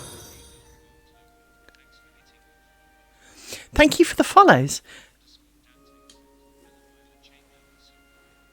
Chainmail. I find that a fascinating idea, to be honest. There are. Chainmailing is not something I've tried. I do many crafting activities, but I only. What the hell am I doing? I clearly have been distracted by the raid bot by the fact that I'm going from the wrong end. Right. I thank you. Totally thrown me off now. Let's go the right way around, shall we? There's a reason why these bobbins are the right colours. It's so that I can spot I'm doing dumb things like that. Wow. Making chainmail. I've never made chainmail. I do many wool related activities, and obviously lace making, but I only tend to stream lace making, mainly because all the other hobbies would have my ugly mug in it, and no one needs that. So yes, I will have to definitely come and stop by and see that. So today I am. For those who.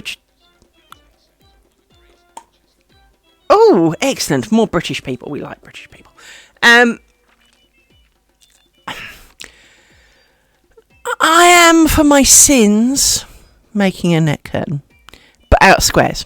So in the top right hand corner is a representation.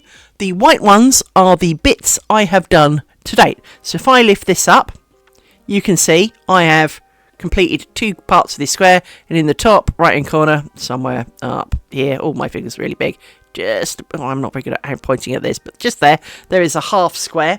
I am stonking my way down through the 3rd triangle of my square. We count in triangles because, well, you make it in triangles, so but we are making 72 identical triangles, so it is slightly repetitive, to be fair. And I am documenting my journey of making my neck curtain. There is almost certainly going to be a neck curtain version 2, maybe even a version 3, so there will be more. This one's come undone. But for now, the net curtain is the thing of choice. Why a net curtain? Well, I wanted to make my brain likes making big things. It's not up for making key rings and because, well, why?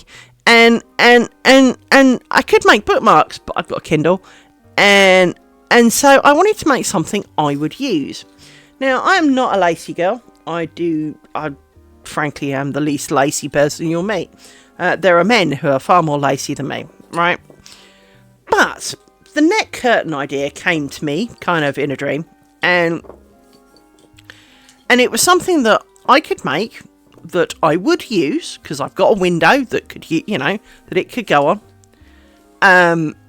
Because it's a single pane window, so as a fellow Brit, you'll understand, it's a single pane window, it's not 3 panes wide kind of thing.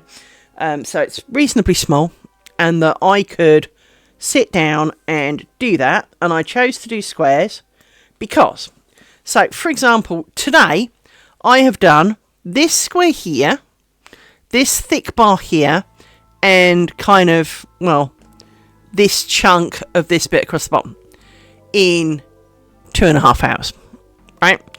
It does not grow fast. So if you had a 3 metre by 1 metre thing to make, and you added, I don't know, what's that, 6 centimetres squared, you're not even going to notice. It's like throwing a pebble in the ocean. You're not going to notice the difference. And that would become quite depressing, because it, as most crafters will vouch, the part of the problem when making things is that it helps to have that, I have made this bit. And I'm sure even with chainmail, you can make, a smaller section and then join the smaller sections to make a bigger section, and know that you need, well, and to an extent, I kind of expect that. And so to have something where you can make smaller sections and then join the smaller sections to make a bigger section, it gives your brain the encouragement to keep going, because you can see that you have completed things. You can see that you have progressed. Previously, my brain wanted to do double knitting for a cover for a window, and it wanted to do a 3-pane window.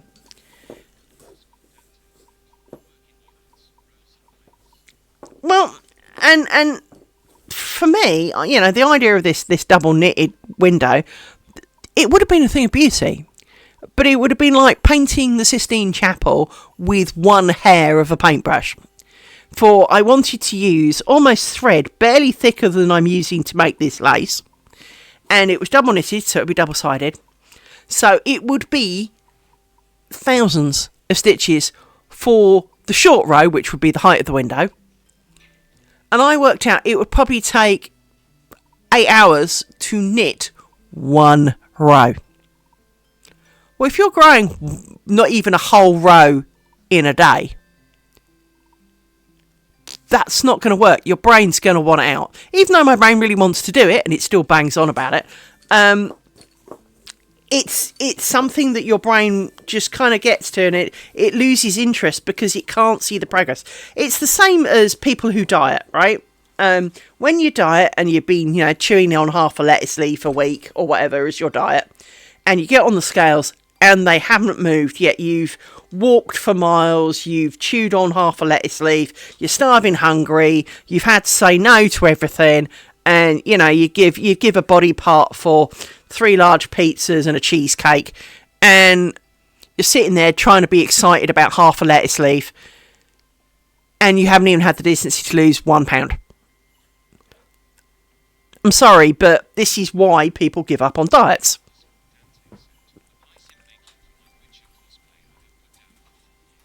Well, and that becomes the other thing, is it's not that you don't want to do it, but it's almost every time you look at it, you just kind of go, oh, not today.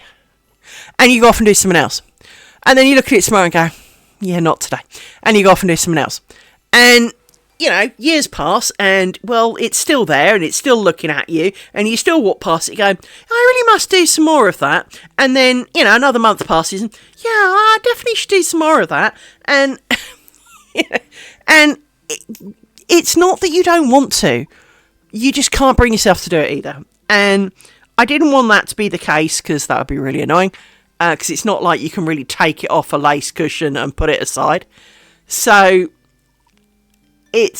I do have a plan to do one that has, so obviously when I make this, let me show you what the squares look like. Hang on. I'll go quiet for a sec, but let me show you what the squares look like. So this is what the square looks like. Pretty much.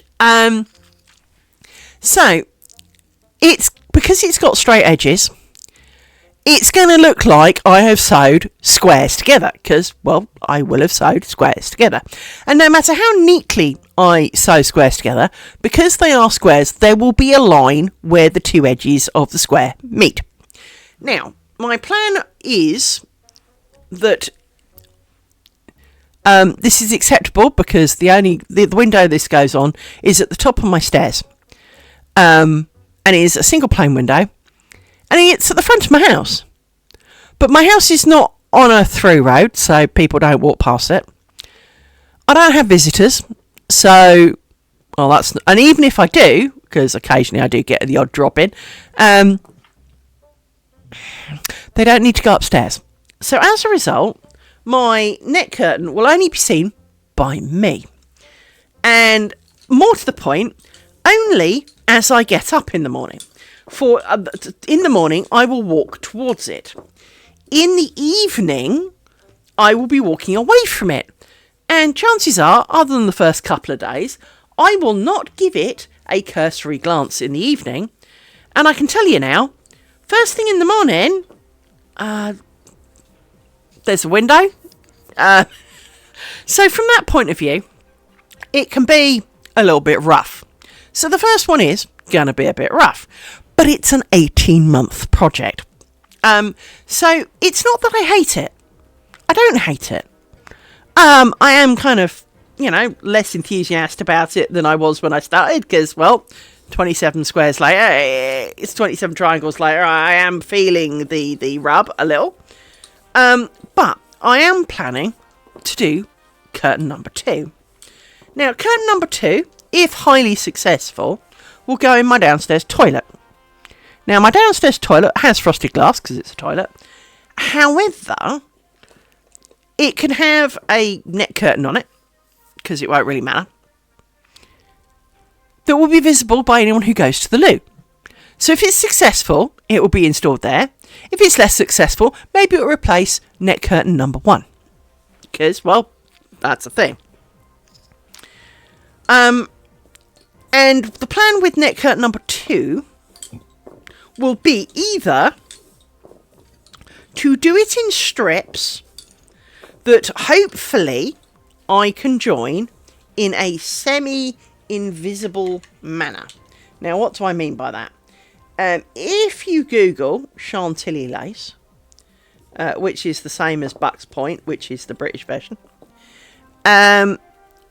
you can, and these are all so tangled up. How do they do that? You can see that it's historically known they did not make their 3 metre wide shawls in one piece.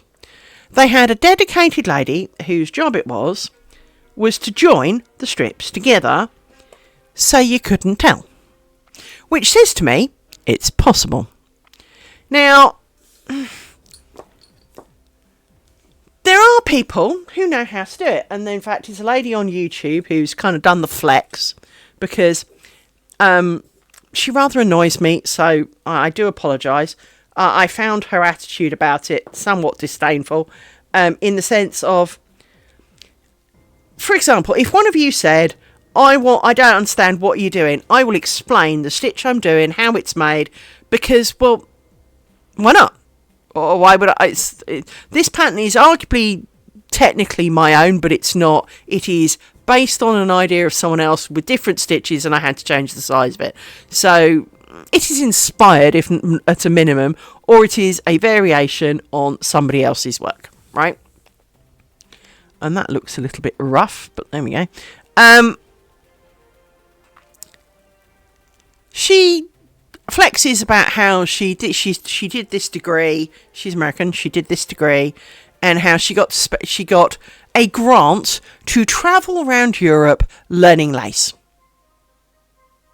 Well, I wish I got grants like that. I mean, I don't know about you. Maybe you'd like to go on a how chainmail is made in various parts of the world, and be paid for it. That would be really nice. Most crafting people would love to learn more about their craft from the different varieties or different places of how they did it and what differences there might be. Most people are naturally curious because, well, that's kind of what makes you a crafter. You naturally have a level of curiosity. So I felt slightly kind of abashed because, flex, I got paid, right? Okay, so you got paid, lucky you, spoiled cow, off you go. And she went to some woman in the darkest depths, a bit like I lived with Buddhist monks at the top of a tree, or the top of a mountain, so that they would I could learn their secret thing. And that's exactly what she did. Oh, I learnt how to do this from so-and-so, and Great. So how do you do it? you don't even show yourself doing it in the background. You don't even show a piece of work where it would have been relevant. So, if you can do it, why aren't you helping the rest of the world learn that? Why are you not encouraging the spread of knowledge? Why are you gatekeeping that? And I have a real problem with that. So, and it is a me problem, and, you know, I do appreciate that. But in a world where a lot of crafts are dying out, can we not be hiding them behind, you know, it, so that you've got to go and do like some secret, you know, stay-in course for a month out of Mongolia to learn it from the original lady who's like, you know, 116 years old, and she's only awake for 2 hours a day because she's so old. You know, can we not do something to spread the knowledge so that people who are interested but that maybe don't have, you know, 50 grand spare can afford to go and learn these things and keep the thing alive? Because, you know, I learn, part of the reason I do the crafts that I do is because I enjoy doing stuff which other people don't. And what I mean by that is I enjoy doing oldie crafts. I enjoy spinning, I enjoy weaving, I enjoy knitting and crochet. Now obviously in America knitting and crochet is more common. Here in the UK, not so much. I was absolutely appalled. I used to do karate, and I was good enough at one point that I had my own class. And the day my class opened, 20 kids rocked up, and obviously as part of the club they encourage you to buy gis and badges, and you have to put the badge on the gi. So you get a little circular patch about this big that you have to sew on your gi, or as I refer to it, magic pyjamas, right? Not one parent or child knew how to sew that on. Now, no one said you had to do it as a work of art and in a seamless manner, you know, fit for the Queen. No, not one of them even had the faintest idea of get a needle and go up, down. Not that that's how I would do it, but, you know, make a tacking thread around it just to hold it on there. Not one could do that. And that shocked me that in today, when, you know, we have, you know, so much readily available to us that, you know, adults and children cannot even sew a simple two things together in the most loosey, joining-ish kind of way. They didn't have the faintest clue. And I found that really quite surprising. Because, you know, I was made to learn sew and knit at a very early age. And I can do many other things. I can make corn dollies, and I can do wood turning, and I can do a whole variety of stuff. I could make furniture if I could be bothered. So how can we have children who can't take a needle and thread and go uppy downy all the way round so that it will stay on, that do not even understand that remote concept? And so I used to spend the break of the lesson sewing on a kid's badge or two. And our regional manager dropped by one day and he went, "What are you doing?" And I went, "Sewing the badge on." "Well, you can't do that." "Well, I frigging can." And there were a number of rules that you were not supposed to do. And so with all the parents there, I went, "So I'm set and say, Liz, I've taught your class. During the break, your friend Liz would like to offer to sew your badge on for you if you're not able. Do you accept?" "Yes," they said. I was not doing it on behalf of the club. I was doing it on behalf of Liz, the sympathetic person, realising that these people could not do it for themselves, was offering to help. Because the regional manager who was there at grading would get really narky if they hadn't got their badges on, but also couldn't accept that they didn't know how. Now, you could have glued it. God help us all. You could have glued it on, but most of them didn't know how to even, didn't even have the idea of how to do that.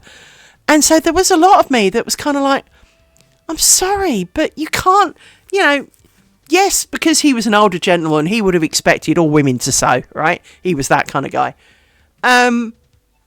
But how can how do we have adults who cannot pick up a needle and thread and at least go uppy downy as at least a it'll do level of sewing? Whereas, of course, I was doing the invisible join to the, because I can sew.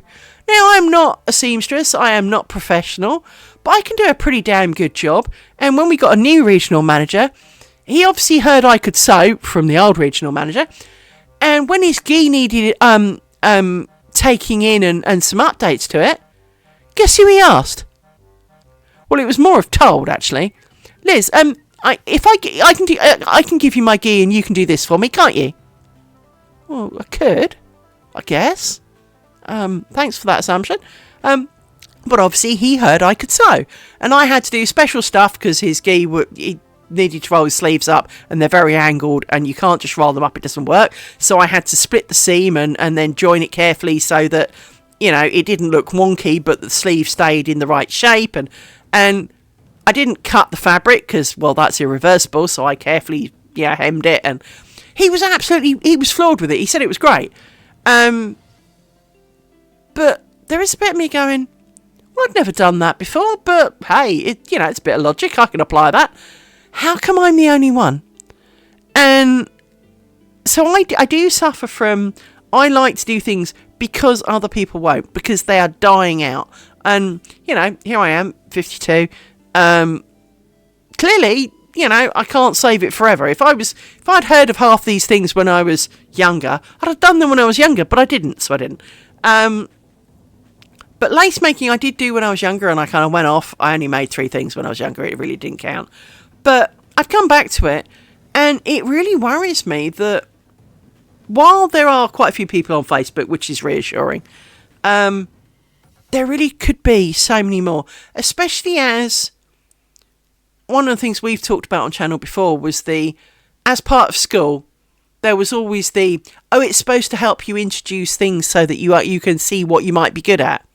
Well, if I turn out to be outstandingly glorious at lace, why did I have to wait till I was 50-something to work that out? Why is there never, why is it that when you were a kid, so many of the things that were covered, you learnt lots of pointless stuff, but you also never touched a whole great waft of things. And things like crafting is very good for mental health, which is something that everyone seems to suffer from these days. And yet, we don't teach people it. So while this is not a teaching stream, while this, I am streaming the journey of me making my net curtain, I have explained, and I will explain at every opportunity for people who are interested, why I'm doing what I'm doing, how I'm doing what I'm doing, what made me do what I'm doing, why I picked what I'm doing. Because, well, I know that someone who occasionally watches the stream has felt inspired to make a net curtain for their thing, and they've got like 3 or 4 patio doors that they're planning to make this for. Holy cow, that's an undertaking. They also reckon it's only going to take them about 4 months. I'm not quite, but they also do this as would do it as their day job. They don't do a job like I do, where I work for someone else. They do crafting as a living and could make it for themselves. So good luck to them on that, but I really doubt it's 4 months. Because I've already been doing this 5 months and I'm only on, square number 7. So either I am ridiculously slow or they are lightningly fast. Anyway, I do think if I was making a strip and not having to do the squares, turning around, it would be an element faster. But only an element? I mean, I'm going to find out, because I will do sort of strips, and I've got to do some test strips to join them together and see if I can do a good enough join, because of course what you don't want to do is spend months potentially making strips, try and sew them together and look like a blind 2-year-old did it. So let's not be that person. I'm going to do some test strips, but I've already worked out that the speed I would want a test strip about this wide. Well, this is this wide, so it's going to take twice as long as a triangle. Go away, flappy thing. In which case, that's nearly 2 weeks for a test strip. But I'm going to need multiple test strips to try different ways of joining it. I don't really want to spend months on an experiment. because that'll distract from this one, but I also want to be able to know whether I can plan or not plan the next one. So, but I want a decently wide. Why do I want one quite so wide? Well, part of the reason of wanting it so wide is, A, this is kind of a reasonable amount of bobbins, because, well, there's more, right? This is a acceptable amount of anxiety bobbins, maybe a few more, but not a lot. And I would want to make wider strips if I could really get away with it. So, yeah, right? But if I do a test strip, it's got to be wide enough that from a distance you can look and see how obvious the joins are. Because there's no point making it an inch wide, because there isn't really enough in the middle, so that if it does slightly show, does it show enough if there's, say, 2 of them for the window or 3 of them for the window? And because I need a number of them, I just feel I've got to make them reasonably wide. Now, one obvious thing to do is make a really, really long strip and then, sorry world, glue to stop them coming undone, and then join them together so that you can test how the joins work and just make one long strip rather than stopping and starting and stopping and starting and stopping and starting. But to be honest, because of, if you're making a strip, the stopping at the bottom is actually a lot easier than the joining of a square, because you're not joining it, you're just stopping, and you don't have to do a fancy, interesting stop. You can just do an overhand knot and call it quits, right? So from that point of view, stopping and starting or doing a long one doesn't really matter. But I would still have to make that, get a crap load of bobbins, and be making my strip. Now, I do have in mind the kind of strip that I would test it on. So I would make a very similar to this, with the diamonds going down it, with the ground stitch either way, and go all the way down. Now, part of me says, just do the ground stitch and have done with it. Well, if I do it right, maybe I could have half a window as a curtain out of my test strips, should I do a reasonable job. It might look a bit like, a ham-fisted effort, but maybe I can have half a window as an example, or a net cover for something, like the bread in the kitchen, or something, right? So I kind of want something usable at the end of it. Hence, you want it to be of a reasonable size, because the last thing you need is a couple of inches, and well, what the hell do you do with that? Plus, you need it to be long enough that, because if you've got to try and worry about tension over an inch, well, that's really easy. When you're going to be talking about tension over a metre, well, that's a lot harder now, isn't it? To keep that even, and to because I've got a number of ideas of how the join could work. Some of them more complicated than others. Some of them insanely complicated, God help me. So, with all that in mind, I do have plans, and I will do some diversions. I had originally planned to do a diversion instead of starting this square, but I didn't prep it in time. And I've got, a triangle and a bit to sort something out for next time, and I've done nada. So I kind of need to do something, because of course I've got to design it, print it, laminate it, prick it, and then wind up an almighty load of bobbins, and that does not happen in a short period of time. The design thing, that can take less time. I'm not going to say that it's quick, but it can take, that's an hour or so, or even maybe a couple, depending on how, precise I try to be. Because at the end of it, again, precision is not the ultimate gain in that. It is the testing of the join and the interestingness of the thing in question. But at the same time, I've then got to print it. I've got to make it long enough that it goes all the way around my thing. I've got to then print it, laminate it. Potentially problems with the lamination if it's multiple pieces together. So then I would have to do something where you make multiple laminates and they overlap, and then you have to put pinholes through the other one so that it can overlap and work. And it's not a 2-minute job.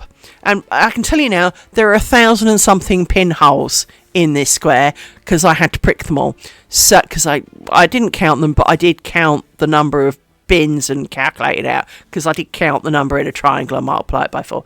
So let's just say that's a lot of sitting there with, I've got this lovely big pokey device, and you sit there and you go, stab, stab, and you've got to stab exactly in the middle of the dot. Because if you're off, it'll be off forever, right? So you have to concentrate, you have to do it. It's not a quick thing to do, because the stabby thing does take quite a while, because stabby. No, it's quicker than making the lace, but at the same time, because you've got to be accurate, if you start finding yourself getting slightly off, you have to stop and kind of, shuffle around a bit, and then stabby. So it is not a quick hobby. Lace making is not for those in a rush. If you want lace tomorrow or for the weekend, nah. You can't even make up. Like all things, you'll find a video on, say, YouTube. That bear in mind, I post these to YouTube. But you'll find videos on YouTube where they go, oh, well, of course, I made this in an hour and a half. Really? When you do your example bit, it takes you like 40 minutes and you've made like this much. You made that in a half. Really, did you now? It's the same with people who go, oh yes, I warped my loom in half an hour. Darling, it takes me 2 hours to wind the warp threads on before I wind them on the loom. And I know I'm not a stupid person, and I know I may not be the fastest at this, but I'm also not exactly a slouch. I'm not sitting there going, I am, kind of windy. How pray, and of course then it always turns out, oh, well, I did this alone, except for so-and-so held this, and so-and-so did this, and so-and-so did that. Oh, so you didn't do it by yourself? Well, that says a lot. Because they go, I warped this loom all by myself. I measured the threads, and then I wound them on. Except for the fact that, well, someone else held the ends, or someone else pulled the paper, or someone else was... No... That's not by yourself, darling. You have friends. I have dogs, and dogs' idea of helping does not help. So let's not. So I'm rather sadly going to part with you now. I'm going to see if there is someone to send you over to in terms of crafting, because that would be the nice and pleasant thing to do. Let me see who's on my list. Oh, there's somebody we can send you to. This person's rather good. I don't know what they're doing, so let me pull up what they're doing and see what they're doing. Oh, that's a bit unfortunate. Oh, they're making a fish pattern. So I'm going to send you over here. I'm going to bid you goodbye, and tomorrow I should be back. I really hope I should be back, but it is 1:45 midnight and I got work tomorrow, so I do need to go. So yes, I bid you goodbye. I hope you enjoy where I send you. And tomorrow, I hope you will join me again. Thanks a lot for coming. Bye-bye.